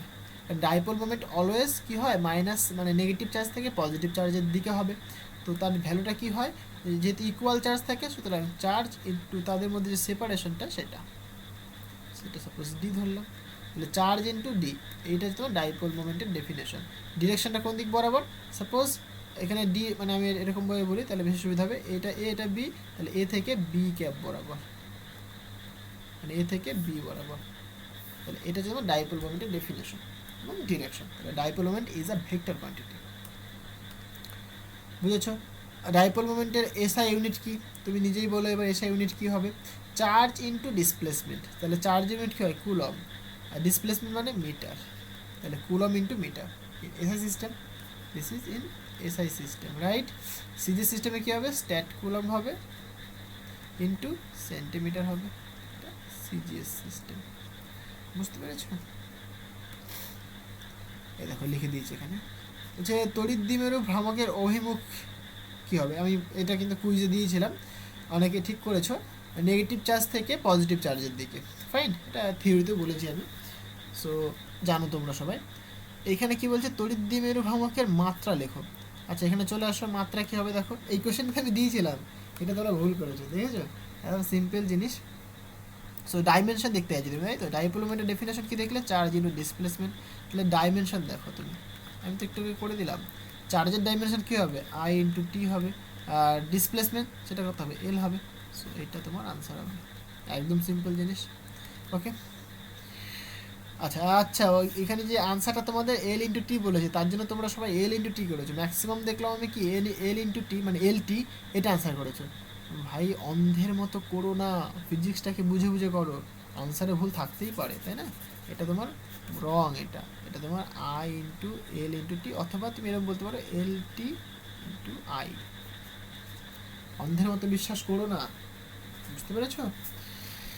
উত্তরকে সবসময় অন্ধের মতো বিশ্বাস করবে না, ফিজিক্সটাকে বোঝো। ওকে, তাহলে এটা বুঝতে পেরেছো নিশ্চয়ই, সবাই তোমরা ঠিক করে দিও। আচ্ছা, 39 নম্বর কোশ্চেন কী বলছে? বলছে তড়িৎ দ্বিমেরুর জন্য অক্ষস্থিত কোনো বিন্দুতে তড়িৎ প্রাবল্যের অভিমুখ কোন দিকে হয়? আচ্ছা, যেদিকে ডাইপোল মোমেন্টের ডিরেকশন সেদিক বরাবর হয়, কারণ ইলেকট্রিক ফিল্ডের আমরা যে ফর্মুলা পাই সেটা কী হয়? E equal to 2p vector, P হচ্ছে তোমার dipole moment, divided by 4πε0 into R cube, right? তাহলে ডাইপোল মোমেন্ট যেদিক বরাবর সেই দিক বরাবর কিন্তু ইলেকট্রিক ফিল্ডের ডিরেকশন হয়।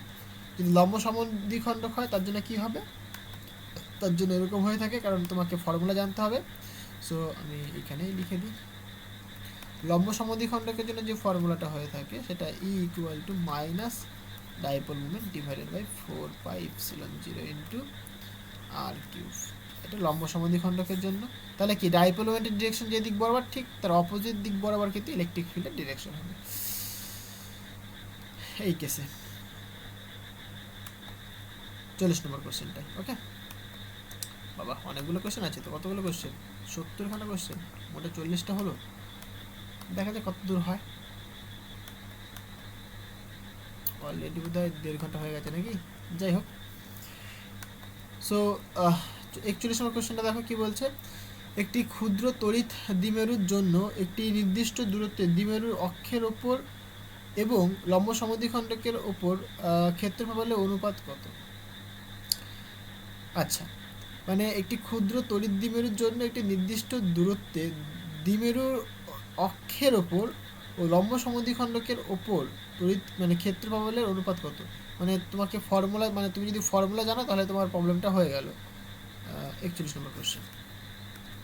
সো অক্ষের উপর যেটা হয় সেটা তোমার এইটা হয় 2p vector divided by 4 pi epsilon 0 কি বললাম আর কিউব, রাইট? আচ্ছা, এটা অক্ষের উপর, এটাকে 1 নম্বর নাম দাও। আরেকটা কি বলেছে তোমার লম্ব সমদ্বিখণ্ডকের জন্য, সো এটা divided by 4 pi epsilon 0 into R cube. তুমি যদি শুধু ম্যাগনিটিউড নিয়ে কাজ করো সুতরাং তাহলে E1 equal to 2p divided by 4 pi epsilon 0 into R cube, right? আর এখানে যদি শুধু ম্যাগনিটিউড দেখো তাহলে p divided by 4 pi epsilon 0 R cube. So E1 by E2 করে দাও। E1 বাই E2 করলে কত হবে বলো তো? 2/1। সুতরাং E1 is to E2 equal to 2:1। এটা কার জন্য হলো বলো তো? এটা অক্ষের উপর আর লম্ব সমদ্বিখণ্ডক যেটা তাদের যে অনুপাত সেটা তোমার 2:1 হবে। যেমন ভাই বলে তেমন করো। তাহলে প্রথমে কি বলেছে দেখো, অক্ষের উপর বলেছে, দিয়ে তোমার লম্ব সমদ্বিখণ্ডক বলেছে, তাহলে 2:1, এটা তোমার আনসার হলো। ওকে, আচ্ছা 42 নম্বর কোশ্চেন বলছে কোনো সুষম তড়িৎ ক্ষেত্রে একটি তড়িৎ দ্বিমেরু কিভাবে থাকলে সেটির উপরে কোনো টর্ক ক্রিয়া করে না? একদম সিম্পল জিনিস, যদি তোমার এরকমভাবে অ্যালাইন হয়, ধরো এটা তোমার electric field, uniform electric field. ফিজিক্সটাকে বোঝো, ভালো করে বুঝলে পরে তুমি সব করতে পারবে। যদি ডাইপোলটা এরকম হতো, মানে এইখানে চার্জ রয়েছে, এখানে চার্জ রয়েছে, এখানে সাপোজ নেগেটিভ চার্জ, এখানে সাপোজ তোমার পজিটিভ চার্জ, ইলেকট্রিক ফিল্ডের ডিরেকশন এদিক বরাবর, তাহলে ফোর্স কাজ করতো এদিক বরাবর একটা QE, এদিক বরাবর একটা ফোর্স কাজ করতো QE, দিয়ে এটাকে রোটেট করানোর চেষ্টা করতো, রাইট? যদি এরকমভাবে অ্যালাইনমেন্ট হতো, মানে এটাকে তুমি ইমাজিন করতে পারো এইভাবে, ধরো নদী দিয়ে জল বয়ে যাচ্ছে, নদী দিয়ে জল বয়ে যাচ্ছে, ওকে? এবার তুমি একটা সাপোজ একটা লাঠিকে, ছোটো একটা লাঠিকে জলের মধ্যে নিয়ে গিয়ে তুমি এইভাবে খাড়া করে ধরলে, তাহলে কী হয় বলো তো? এই যে লাঠিটা এ কিন্তু অনবরত বাধা পাবে জলের দ্বারা, দিয়ে জল কী করে ওকে ঠেলবে, এদিক বরাবর ঠেলবে, মানে এটা ঠেলে ঠেলে বাঁকিয়ে দেবে, বাঁকিয়ে এরকমভাবে ঘোরানোর চেষ্টা করবে, বুঝতে পারলে? মানে জল যাচ্ছে, জলের মধ্যে তুমি খাড়া করে একটা পেন রেখে দিলে বা কোনো লাঠি ধরলে, তাহলে সেই লাঠিটাকে জলটা ধাক্কা মারে, বারবার ধাক্কা দিয়ে কি দেখানোর চেষ্টা করবে। কিন্তু তুমি যদি ঘটনাটা এরকম করো যে যেদিক বরাবর জল যাচ্ছে ঠিক সেই দিক বরাবরই তুমি লাঠিটাকে রাখলে, তাহলে কিন্তু একে আর ঘোরাতে পারবে না, তাহলে কিন্তু একে আর ঘোরাতে পারবে না, তাহলে কিন্তু কম পরিমাণ বল, মানে কম পরিমাণ বল প্রয়োগ হবে।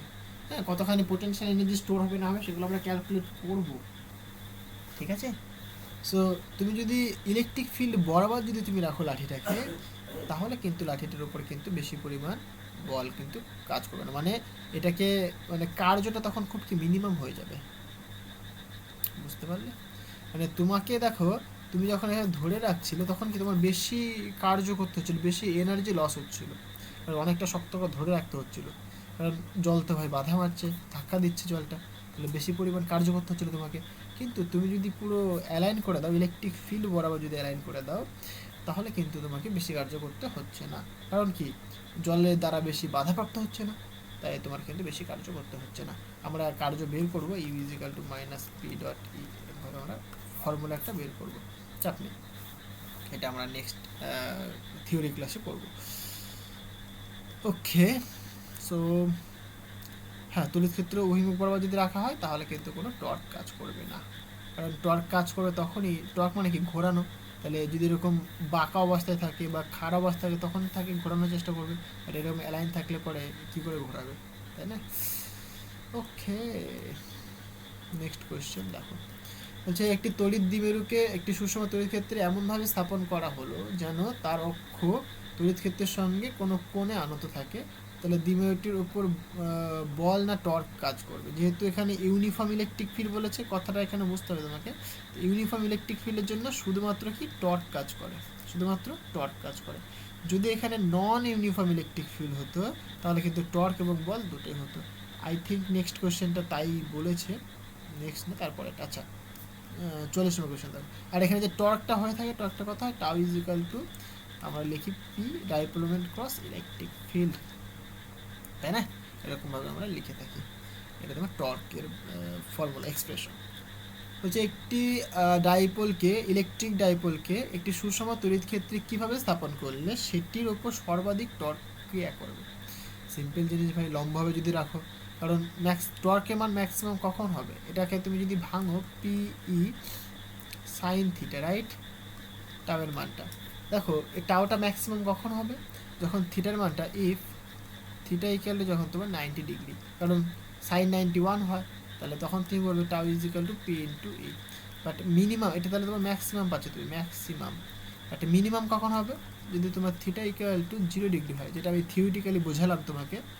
সো টাউ ইকুয়াল তুমি কী লিখবে, পিই সাইন 0, সাইন 0 ডিগ্রি ভ্যালু কত বাবা, 0 হয়, সুতরাং টাউটা 0, তাহলে এটা তোমার মিনিমাম ভ্যালু।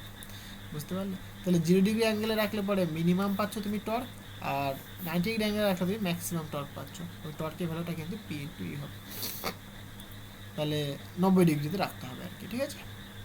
মানে যেদিক বরাবর ইলেকট্রিক ফিল্ড তার সঙ্গে পারপেন্ডিকুলারভাবে তোমাকে অবজেক্টটাকে রাখতে হবে, মানে অবজেক্ট মিনস এখানে ডাইপোলটাকে, ফাইন। ওকে, নেক্সট কোয়েশ্চেন দেখো, দেখো এখানে বলছে অসম তড়িৎ ক্ষেত্রের মধ্যে যদি একটা ডাইপোলকে রাখা হয় তাহলে তার উপরে কি কাজ করবে, টর্ক না বল, দুটোই কাজ করবে। কারণ আমি আগের দিন একটা এক্সপ্রেশন তোমাকে বলেছিলাম যে মানে এটা এরকম ফর্মুলা আসে, আই থিঙ্ক পি, এরকম একটা কিছু ফর্মুলা আসে, বুঝতে পারলে? সো ফোর্স অ্যান্ড টর্ক দুটোই কাজ করে, সেটা ঘোরানোর চেষ্টা করবে আবার সামনের দিকে এগিয়ে নিয়ে যাবে, যেহেতু নন ইউনিফর্ম ইলেকট্রিক ফিল্ড, সেখানে সামনের দিকে একটা অ্যাক্সিলারেশনও থাকবে এবং তার একটা রোটেশনও থাকবে, শুধু দুটোই থাকবে। অ্যাক্সিলারেশন মানে কি ফোর্স, এবং রোটেশন মানে সেখানে টর্ক। ঠিক আছে, নেক্সট কোয়েশ্চেন দেখো, একটুখানি মুছে নিই নাহলে বোঝা যাচ্ছে না। 46 নম্বর বলছে একটি সুষম তড়িৎ ক্ষেত্রে একটি তড়িৎ দ্বিমেরু কোন অবস্থায় সুস্থির সামনে থাকে। আচ্ছা, সুস্থির সামনে থাকবে কখন, যখন ইলেকট্রিক ফিল্ড আর ডাইপোল মোমেন্টের ডিরেকশনটা যদি একই ডিরেকশন হয়, মানে থিটা ইকুয়ালটা যদি তোমার 90 ডিগ্রি 0 ডিগ্রি হয়, তবে সে কি ইকুইলিব্রিয়াম কন্ডিশনে থাকার চেষ্টা করবে, রাইট? মানে সেখানে কোনো আর রোটেশন থাকবে না। তোমরা ইসের ডেফিনেশন পড়েছিলে, ইকুইলিব্রিয়ামের ডেফিনেশন, যে নেট ফোর্স 0 হতে হয়, সিমিলারলি নেট টর্কও কিন্তু 0 হতে হয়। তাহলে নেট টর্ক যদি 0 হয় তাহলে কি সেটা ইকুইলিব্রিয়ামে থাকবে। নেট টর্ক 0 কখন হবে, যখন তুমি ইলেকট্রিক ফিল্ড বরাবর যখন তুমি ডাইপোলটাকে অ্যালাইন করে দেবে। ওকে, এটা হয়ে গেল। নেক্সট, অমেরুবর্তী অনুর দ্বিমেরু ভ্রামক কত। দেখো, অমেরুবর্তী মানে কি, যার কোনো মেরু নেই। মেরুবর্তী মানে মেরু মানে যার পোল রয়েছে, তাহলে পোলের জন্য ডাইপোল মোমেন্ট তুমি পাবে। এখানে যদি মাইনাস কিউ চার্জ হয়, এখানে যদি কিউ হয়, তাহলে তুমি লিখবে কিউ ইন্টু ডি, রাইট? এদের মধ্যে ডিস্টেন্স যদি সাপোজ ডি হয়ে থাকে।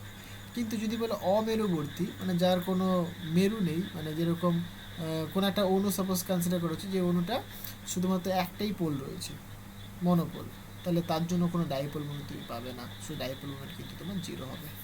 অমেরুবর্তী মানে যার কোনো মেরু নেই, মানে দুটো মেরু নয়, ঠিক আছে? মানে এরকম মেরুর ফর্ম করবে না, ডাইপোল ফর্ম করবে না। বলছে কোনো সুষম তড়িৎ ক্ষেত্রে একটি তড়িৎ দ্বিমেরুর উপর ক্রিয়াশীল টর্ক সর্বাধিক হয় যখন দ্বিমেরুটি তড়িৎ ক্ষেত্রের অভিমুখের সঙ্গে, আচ্ছা সর্বাধিক ওই দেখালাম, ম্যাক্সিমাম কখন হবে, যখন থিটার মানটা 90 ডিগ্রি হবে, লম্ব হবে। ওকে, পি ভ্রামক বিশিষ্ট একটি তড়িৎ দ্বিমেরুর ই সুষম তড়িৎ ক্ষেত্রে সুস্থির সামনে রাখা হলো। প্রাথমিক অবস্থা থেকে দ্বিমেরুকে থিটা কোণে ঘোরাতে প্রয়োজনীয় দণ্ডের ভ্রামক, আচ্ছা টর্ক বের করতে বলেছে। এটা সিম্পল জিনিস ভাই, একটা সুষম ইলেকট্রিক মানে ইউনিফর্ম ইলেকট্রিক ফিল্ড রয়েছে, তার মধ্যে একটা তুমি ডাইপোলকে রেখেছো, ঠিক আছে? তাহলে থিটা অ্যাঙ্গেলে রেখেছো সাপোজ, তাহলে কতখানি মানে দণ্ডের ভ্রামক বা টর্ক লাগবে আর কি, টর্ক, সেটা তোমাকে বের করতে বলেছে।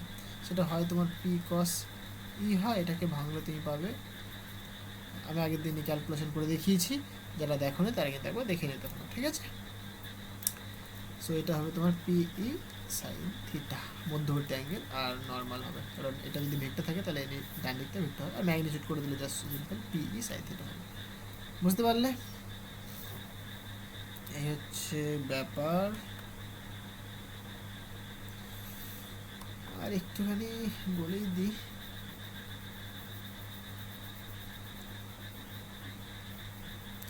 ওকে কি আছে দেখো, মানে 51 কোশ্চেনটা পরাবৈদ্যুতিক মানে যে ডাইলেকট্রিক কনস্ট্যান্ট বলছি আমরা, সেই ডাইলেকট্রিক রিলেটেড কিছু কোশ্চেন দিয়েছে এখানে। তো শূন্য মাধ্যমে তড়িৎ ভেদ্যতার মান কত, মানে একক কি হয় সেটা আমরা জানি সবাই, এটা বলার কিছুই নেই, কারণ একটু আগে আমি করে দেখালাম কত হয় ইউনিটটা। সো ফোর্সের ডেফিনেশন তো তুমি বলতে পারো। এসআই সিস্টেম এর ভ্যালু কত হয়, কারণ আমরা 1/4πε0 ভ্যালু বলি কত, 9 × 10⁹ তাহলে 4πε0 ভ্যালু কত হবে, সিম্পল জিনিস 1/9 × 10⁹ হবে। ইপসিলন0 মাত্রা তোমরা নিশ্চয়ই জানো, কারণ মানে তোমরা কুলম চার্জ সম্পর্কে, চার্জের মাত্রা জানো তোমরা, ফোর্সের মাত্রা জানো তোমরা, রেডিয়াস মানে ডিস্টেন্সের মাত্রা তোমরা জানো, পুট করে দাও তোমার ইপসিলন0 মাত্রা চলে আসবে। বুঝতে পেরেছো? ওকে, শূন্য স্থানে তড়িৎ ভেদ্যতার তুলনায় অন্য যে কোনো মাধ্যমে তড়িৎ ভেদ্যতা বেশি না কম? অবশ্যই বেশি, সিম্পল কথা, একদম বেশি তো হতেই হবে। শূন্য মাধ্যমে তড়িৎ ভেদ্যতা মান 1 হয়ে থাকে, রাইট? যদি অন্য কোনো মিডিয়াম নাও সেটা কি মোর দ্যান 1 হবে, কে এর মানটা মোর দ্যান 1। বলছে অভ্রের পরবৈদ্যুতিক ধ্রুবক এত হলে অভ্রের তড়িৎ ভেদ্যতা কত হবে? পরবৈদ্যুতিক ধ্রুবক যদি এত হয়, মানে কে এর মানটা তোমাকে বলেছে 5.4, তাহলে ইপসিলনের ভ্যালু কত হবে? জাস্ট সিজিএস সিস্টেম যদি বলি আমরা, তাহলে আমরা এরকম লিখবো যে কে ইকুয়াল টু ইপসিলন/ইপসিলন0, তো তাই তো, মানে এটা হয়ে থাকে। তাহলে তুমি বলবে যে ইসের ক্ষেত্রে তো সেম হবে, কারণ সিজিএস সিস্টেম বলছি আমি, সিজিএস সিস্টেমে তোমার এটা সেম হবে। ওকে, সিজিএস সিস্টেমে তোমার সেম হবে। নেক্সট কোশ্চেন দেখো, এটা জিনিসটা বুঝতে পেরেছো তো, সিজিএস সিস্টেমে কিন্তু তোমার সেম হবে, কারণ তোমরা তো জানো সিজিএস সিস্টেমে কি কে এর ভ্যালুটাই কি ডাইলেকট্রিক কনস্ট্যান্ট, যে সেটাই কি তোমার তোমার বলে কি বলে পারমিটিভিটি। বুঝতে পারলে? সো সিজিএস সিস্টেম তোমার সেম হবে। এখানে বলেছে একটি অমেরুবর্তী পদার্থের উদাহরণ মিথেন একটা অমেরুবর্তী CH4, মানে এটার কোনো নেই, মানে তুমি যদি স্ট্রাকচার দেখো, তুমি স্ট্রাকচার দেখলে সেখানে তুমি দেখতে পাবে যে এর কোনো পোল হয় না, ঠিক আছে? মানে যেরকম সি এরকম থাকে বোধ হয়, এখানে এইচ এইচ এইচ এইচ, এটার মানে যে পোলটা তোমার থাকে না আর কি, নন মেরু হয়ে থাকে, ঠিক আছে? মেরুবর্তী পদার্থ উদাহরণ যার মেরু থাকবে, যেরকম H2O রয়েছে, তার রয়েছে, যেরকম ধরো এখানে তুমি H2 করে করলে এখানে তোমার থাকে, লোন পেয়ার থাকে। সো লোন পেয়ার থাকার জন্য এর কিন্তু একটা ডাইপোল থাকে, ডাইপোলটা ডিরেকশন ঠিক এরকমভাবে হয়ে থাকে। বুঝতে পারলে? আর কি বলেছে এখানে, তড়িৎ ক্ষেত্রে কোনো পরাবৈদ্যুতিক পদার্থ রাখলে মানে পরাবিদ্যুতের অভ্যন্তরে তড়িৎ প্রাবল্যের কি পরিবর্তন ঘটে? আচ্ছা, যেহেতু তুমি হচ্ছে পরাবৈদ্যুতিক মানে পদার্থের মধ্যে রাখবে, তার মানে কি তড়িৎ প্রাবল্যের মান নিশ্চয়ই কমবে, সিম্পল জিনিস, কারণ তোমার ডেফিনেশন দেখেইছো, ইকুয়াল টু বা ফোর্স ইকুয়াল টু তোমরা দেখেছো ফোর্স বাই কে হয়ে থাকে, তো ইলেকট্রিক ফিল্ডের জন্য একই কথা হবে, তাই না? সো কমবে। কি বলছে, ড্যাশ জন্য পরাবিদ্যুতের মধ্যে তড়িৎ প্রাবল্য হ্রাস পায়? হ্যাঁ অবশ্যই, তড়িৎ মানে মেরুবর্তিতার জন্য কিন্তু ব্যাপারটা হয়ে থাকে, ঠিক আছে? মানে পরাবিদ্যুতের মধ্যে যে তড়িৎ প্রাবল্যটা হ্রাস পাচ্ছে, সেটা কি তড়িৎ মেরুবর্তিতার জন্য হয়। মানে মেনলি দেখো, তুমি যখনই পরাবৈদ্যুতিক ধ্রুবক তুমি মানে তুমি একটা ডাইলেকট্রিক মিডিয়াম তুমি যখন কনসিডার করছো, তখনই কি সেখানে ডাইপোলের ব্যাপার চলে আসছে, মানে ডাইলেকট্রিক কনস্ট্যান্টের ব্যাপার চলে আসছে সেইখানটায়, রাইট? সো ডাইলেকট্রিক কনস্ট্যান্ট যেহেতু চলে আসছে, সো ডাইলেকট্রিক কনস্ট্যান্ট থাকলে পরে সেখানে তো তোমার ভ্যালুটা কমবেই না, ইলেকট্রিক ফিল্ডের ভ্যালুটা তো কমবেই। বুঝতে পারলে? এ হচ্ছে ব্যাপার। ইলেকট্রিক ফ্লাক্স আর গসেস উপপাদ্য রয়েছে, এটা করে দিলেই হয়ে যেত। হবে কি দেখি কিছুটা করে দিই তাড়াতাড়ি করে। বলছে ইলেকট্রিক ফ্লাক্স ফাই এবং ইলেকট্রিক যে ফিল্ড সেটা ই বলেছে, এদের মধ্যে সম্পর্ক কী ভাই জানো তোমরা? ফাই ইকুয়াল টু ইন্টিগ্রেশন, যদি টোটাল ফাই বলি, সো ই ডট ডিএস এটা, ওকে। আর এরকমও বলতে পারো তোমরা D phi equal to E dot DS, এটা তোমার রিলেশন। আমি দেখিয়েছিলাম থিওরি ক্লাসে, কিন্তু আমি সুন্দর করে বুঝিয়েছি, এটা দেখে নিই তোমরা। সো ফ্লাক্স মানে ইলেকট্রিক ফিল্ড আর এরিয়ার মধ্যে গুণফল, ডট প্রোডাক্ট হয়ে থাকে, ঠিক আছে। ডট প্রোডাক্ট কেন করি? যদি একটা অ্যাঙ্গেল নিয়ে থাকে তাহলে ধরো ইলেকট্রিক ফিল্ড এইভাবে যাচ্ছিলো কিন্তু এরিয়াটা ঠিক এরকমভাবে রয়েছে, তাহলে সমস্ত তো ইলেকট্রিক ফিল্ড এর মধ্যে তো পাস করবে না, কিছু কিছু গা ঘেঁষে চলে যাবে, তাহলে কতখানি কম্পোনেন্ট পাস করবে সেটাই আমরা ডট প্রোডাক্ট দিয়ে রিপ্রেজেন্ট করি। ইলেকট্রিক ফ্লাক্সের এসআই ইউনিট কত হবে? দেখো ইলেকট্রিক ফিল্ড আর এরিয়ার multiplication, right. So electric field যদি তোমার নিউটন পার কুলম হয়, আর তোমার এরিয়া মানে মিটার স্কোয়ার যদি হয়, তাহলে তুমি লিখবে newton coulomb to the power -1 metre square, right. এখান থেকে তুমি ডাইমেনশন বের করতে পারবে, জাস্ট ডেফিনেশন জানতে হবে ভাই। ইলেকট্রিক ফিল্ডের ডেফিনেশন তোমরা জানো, ফোর্স পার ইউনিট চার্জ, তাহলে কী হবে? নিউটন পার কুলম হবে। আর ইলেকট্রিক ফ্লাক্স মানে কি দেখতে পাচ্ছ তুমি?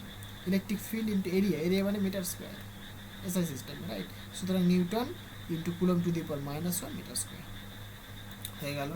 মাত্রা বের করতে পারবে এখান থেকে, মাত্রা দেখিয়ে দিই তোমাকে, এগুলো তোমরা মানে নিজে থেকেই করা দরকার। ইআরএস ইলেকট্রিক ফিল্ড মানে force per unit charge into area. So মাত্রা দেখো M L T to the power -2 I into T into L square, তাহলে M L cube T to the power -3 I to the power -1, তাহলে এটা তোমার মাত্রা হবে। বুঝতে পেরেছ? কি বলছে দেখো, কোনো তলের সঙ্গে জড়িত তড়িৎ ফ্লাক্স সর্বাধিক হলে ওই তলের অভিলম্বের সঙ্গে বলরেখার কোণ কত হবে? সর্বাধিক মানে কখন হবে? যখন তোমার এরিয়াটা এরকম এরিয়া রয়েছে এবং ইলেকট্রিক ফিল্ড এদিক বরাবর, এরিয়াটা এদিক বরাবর, মানে মধ্যবর্তী কোণ যদি তোমার 0 ডিগ্রি হয়, তবেই কিন্তু ফ্লাক্সটা তুমি ম্যাক্সিমাম পাবে। কারণ দেখো ই এস, যেটা ই ডট এস, তাহলে এটাকে ভাঙলে তুমি কি বলবে? ই এস কস থিটা বলবে। এই যে ফাইটা ম্যাক্সিমাম কখন হবে? Phi will be maximum if theta equal যখন 0 ডিগ্রি হবে, তাহলে ফাই ম্যাক্স তুমি বলবে ই এস কখন? তাহলে যখন এদের মধ্যবর্তী অ্যাঙ্গেল 0 ডিগ্রি, মানে ইলেকট্রিক ফিল্ড আর যে এস এরিয়া তার মধ্যবর্তী অ্যাঙ্গেল যদি 0 ডিগ্রি হয়, তখন তুমি বলবে ম্যাক্সিমাম পাবো আমরা।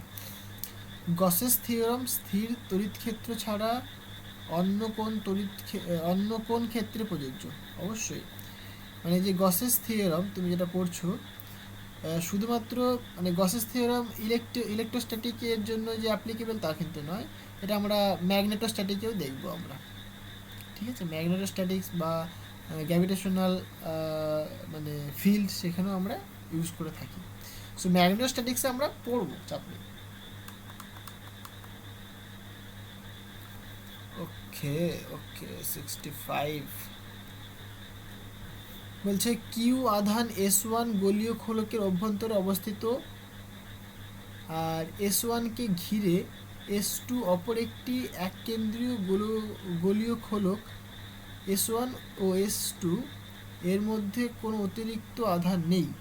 S1 ও S2 এর তলের মধ্য দিয়ে অতিক্রান্ত তড়িৎ ফ্লাক্সের অনুপাত কত হবে? ছবিটা আগে ভালো করে বুঝতে হবে, এখন ছবি দেখে দেয়নি। যে কিউ আধান S1 গোলীয় খোলকের অভ্যন্তরে অবস্থিত, তাহলে একটা গোলীয় খোলক আমি আগে কল্পনা করি।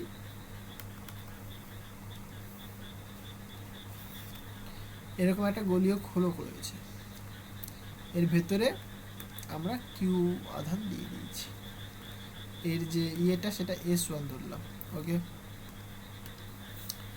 যে S1কে ঘিরে S2 অপর একটি এক কেন্দ্রীয় গোলীয় খোলক রয়েছে। S1কে ঘিরে, কারণ S1কে এরকমভাবে ঘিরে এক কেন্দ্রীয়, মানে দুজনের সেন্টারে কিন্তু সেম।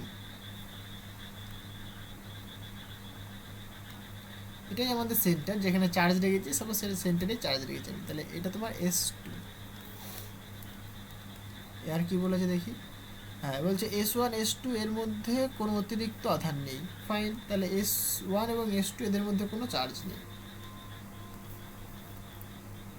তাহলে S1 ও S2 এর তলের মধ্য দিয়ে অতিক্রান্ত তড়িৎ ফ্লাক্সের অনুপাত, একদম সিম্পল কোয়েশ্চেন। দেখো তাহলে এই যে S1 যে ক্ষেত্র, তার মধ্যে তড়িৎ ফ্লাক্স কতখানি হবে, so φ1 charge by ε0, R S2 এর জন্য কত হবে φ2 চার্জ, তো বাই সেম, সেম পরিমাণ চার্জকে এনক্লোজড করা হয়েছে, ফ্রি স্পেসে যদি থাকে তাহলে ε0 তে ভাগ করে দেবো, তাহলে রেশিও যদি করি আমরা φ1 বাই φ2, তাহলে 1 মানে 1/1 মিনস, সো φ1:φ2 ইকুয়াল টু 1:1, এটা আমাদের আনসার হবে। বুঝেছো বাবা? কারণ কি চার্জ তো কিউ পরিমাণে এনক্লোজড করা রয়েছে, S1 সারফেসও কিউ পরিমাণ চার্জ এনক্লোজড করা রয়েছে, S2 সারফেসে কিউ পরিমাণ চার্জকে এনক্লোজড করা রয়েছে, এবং এদের মধ্যে কোনো চার্জ কিন্তু দেয়নি, চার্জ দিলে তখন আমার গল্প পাল্টে যেত। বুঝতে পারলে? সেটা তোমরা করে দেখবে কেমন হয়, নিজের মতো করে কোশ্চেন বানিয়ে করবে। ওকে, ক্ষেত্র মানে ক্ষেত্র ভেক্টরের অভিমুখ দ্বারা ধরা হয় তলটির ড্যাশ বরাবর, ক্ষেত্র ভেক্টরের অভিমুখ ধরা, আচ্ছা মানে একটা এরিয়ার ক্ষেত্রে তুমি যে মানে নর্মাল ডিরেকশন বলো, তুমি ইউনিট নর্মাল বলো, সেটা কি হয়, সেই তলটার কি পারপেন্ডিকুলার ডিরেকশন বরাবরকে ধরা হয় থাকে, সেটাই তোমার কি নর্মাল, তার জন্য তো বলছো নর্মাল ইউনিট ভেক্টর, তাই না? তাহলে একটা এরিয়ার ক্ষেত্রে নর্মাল ইউনিট ভেক্টরটা মানে কি লম্ব বরাবর হবে, সো এখানে লম্ব হবে এটা। তড়িৎ ক্ষেত্রে বল রেখার সঙ্গে লম্বভাবে একটি তল ধরা হলো, এক্ষেত্রে তলটির সঙ্গে জড়িত ফ্লাক্স ড্যাশ, আচ্ছা মানে তড়িৎ ক্ষেত্র সাপোজ এরকমভাবে যাচ্ছে এবং এর সাথে লম্বভাবে রয়েছে এইভাবে, এদিক দিয়ে পাস করবে, তাহলে কি ইলেকট্রিক ফিল্ড সবচাইতে ম্যাক্সিমাম পাস করতে পারবে এদিক দিয়ে, কারণ 90 ডিগ্রিতে রয়েছে, 90 ডিগ্রিতে, তাই না? তাহলে যদি 90 ডিগ্রি হয় তবেই কিন্তু ম্যাক্সিমাম যাবে ইলেকট্রিক ফ্লাক্স, তাহলে ফাইকে আমরা কি জানি ES cos theta, sorry 90 degree বলছি, লম্ব নয় সরি, 0 ডিগ্রি, যদি 0 ডিগ্রি হয় তবেই কিন্তু ম্যাক্সিমাম ফ্লাক্স যেতে পারে, 90 ডিগ্রি হলে কী করে যাবে, তাই না? কারণ যে এরিয়াটা নর্মালটা এদিক বরাবর, ইলেকট্রিক ফিল্ডটাও কিন্তু এদিক বরাবর, তাহলে মধ্যবর্তী অ্যাঙ্গেল কত 0 ডিগ্রি, তাহলে cos 0 মান 1 হয়ে থাকে, সুতরাং ফাই ইকুয়াল টু A/S। বুঝতে পেরেছো? তাহলে ইলেকট্রিক ফ্লাক্স সর্বাধিক কখন হবে, যখন তারা পরস্পর 0 ডিগ্রি অ্যাঙ্গেল থাকবে, মানে ইলেকট্রিক ফিল্ড আর যে নর্মাল ইউনিট ভেক্টর পরস্পর 0 ডিগ্রি অ্যাঙ্গেল থাকবে। ওকে, 68টা কি বলছে, তড়িৎ ফ্লাক্স কি রাশি, তড়িৎ ফ্লাক্স একটা স্কেলার কোয়ান্টিটি, কেন স্কেলার কোয়ান্টিটি, দেখো যে ফ্লাক্স যখন বলছে, ফ্লাক্স মানে কি E.ds, রাইট, এটা আমাদের flux, E.ds vector, dot product always আমাদের কি দেয়, স্কেলার কোয়ান্টিটি দেয়। এই যে তোমরা লিখো না A.B ভেক্টর, তোমরা পড়েছিলে, সেটা কি লিখছো তোমরা AB cos থিটা, সো এটা কি একটা স্কেলার কোয়ান্টিটি, ওকে 1TT, এটা স্কেলার কোয়ান্টিটি, মানে dot product always scalar quantity দেয়, তাহলে এটা আমাদের কি হবে, স্কেলার হবে এটা। বুঝতে পেরেছো বাবা? স্কেলার হবে। আর কি আছে, আচ্ছা গসেস থিওরাম অনুযায়ী সিজেস পদ্ধতিতে কোনো বদ্ধ তলের জন্য, আচ্ছা সূত্রটা কী হবে, আর কিছুই না, আমরা বলেছিলাম জিনিসগুলো। সো গসেস থিওরাম তোমার E.ds equal to Q/ε0 free স্পেসের জন্য, এটা কিন্তু SI সিস্টেমে বললাম। একই রকমভাবে আমি যদি সিজেস সিস্টেমের কথা যদি বলতাম, তাহলে এখানে কি লিখতে হবে 4π/Q, জাস্ট, আর কিছুই না, এটা আমাদের সিজিএস সিস্টেম।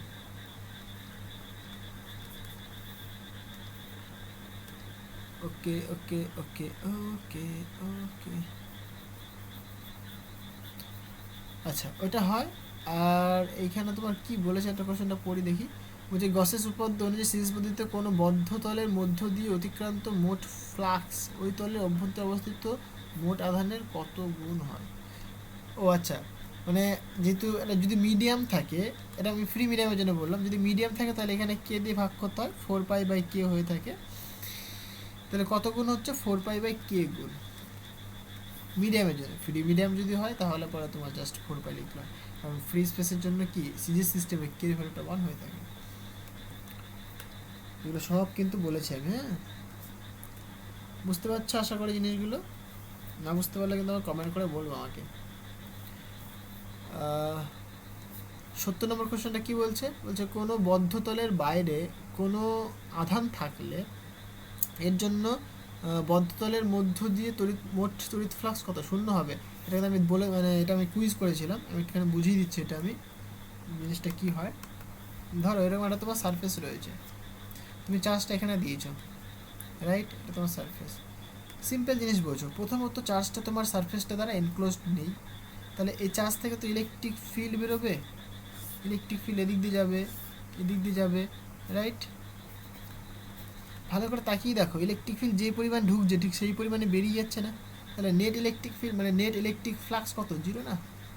মানে যে পরিমাণ ঢুকছে ঠিক সেই পরিমাণে বেরিয়ে যাচ্ছে, সো নেট ফ্লাক্স কত হচ্ছে, জিরো হচ্ছে। বুঝতে পারো ফিজিক্সটা? এটাই ফিজিক্স, আর কিছুই না। মানে তুমি যদি মানে যে স্ফেয়ারটা বা যে খোলকটা তার যদি আউটার স্পেস মানে আউটার সাইডে যদি তুমি চার্জ পার্টিকেল রাখো, তাহলে পরে তার ভেতরে মানে সেই গোলকটার ভেতরে কিন্তু ইলেকট্রিক ফ্লাক্স জিরো হবে, কারণ যে পরিমাণ ঢুকছে সেই পরিমাণ বেরিয়ে যাচ্ছে, সুতরাং নেটটা তোমার জিরো হচ্ছে। বুঝতে পারলে? আর আরেকটা কেস যেটা হচ্ছে তোমার কি, এই চার্জটা কিন্তু এই সারফেসটা দ্বারা যেহেতু এনক্লোজড নয়, তাহলে কি গসেস থিওরাম অনুসারে তার মধ্যে কোনো ফ্লাক্স থাকার কথাই না। ওকে, এটা খুব ইম্পর্টেন্ট কোশ্চেনটা, আমি কুইজ করেছিলাম, অনেকেই তোমরা সঠিক অ্যান্সার দিয়েছো, ভালো লেগেছে। তো তোমরা সেগুলো শেয়ার করবে, ঠিক আছে? আর কে কোন জায়গা থেকে আমার ভিডিওগুলো দেখছো তারা কিন্তু অবশ্যই কমেন্ট করে জানাবে আমাকে। তোমরা সবাই কমেন্ট করো, কমেন্ট করে বলো তোমরা কোন জায়গা থেকে দেখছো, কোন স্কুলে তোমরা পড়ো, সেগুলো অবশ্যই বলো, ভালো লাগবে। সো 71 নম্বর কোশ্চেনটা কী বলছে দেখো, সুষমভাবে আহিত একটি ফাঁপা গোলকের ভেতর তড়িৎ ক্ষেত্র প্রাবল্য কত, শূন্য হবে। একই কোশ্চেন কিন্তু অনেকবার ঘুরিয়ে পিছিয়ে দিয়েছে। তাহলে সমস্ত এমসিকিউ কোশ্চেন সলভ করে ফেললাম এই তড়িৎ ক্ষেত্র চ্যাপ্টারটা। এগুলো সব তোমরা দেখো, খাতা কলমে লিখে নাও, ভালো করে বুঝে নাও, যেখানে অসুবিধা হবে সেটা আমাকে কমেন্ট করে বলো। টেলিগ্রামে লিঙ্ক দেওয়া রয়েছে ডিসক্রিপশনে, আমাকে টেলিগ্রামে বলতে পারো, অসুবিধা কিছু নেই। আর সবাই কোন স্কুল থেকে কোন জায়গা থেকে দেখছো ভিডিওগুলো অবশ্যই কমেন্ট করে জানাও আমাকে। আর ভিডিওটা তোমার বন্ধুদের সাথে শেয়ার করো, অনেক অনেক বেশি করে শেয়ার করো। আর চ্যানেলে নতুন হলে পরে চ্যানেলটিকে সাবস্ক্রাইব করে দিও, আর লাইক করতে কিন্তু অবশ্যই ভুলো না। সো লাইক করে দাও, অনেক অনেক বেশি করে লাইক করো। তো চলো দেখা হচ্ছে নেক্সট আর একটা ভিডিওতে। So thank you.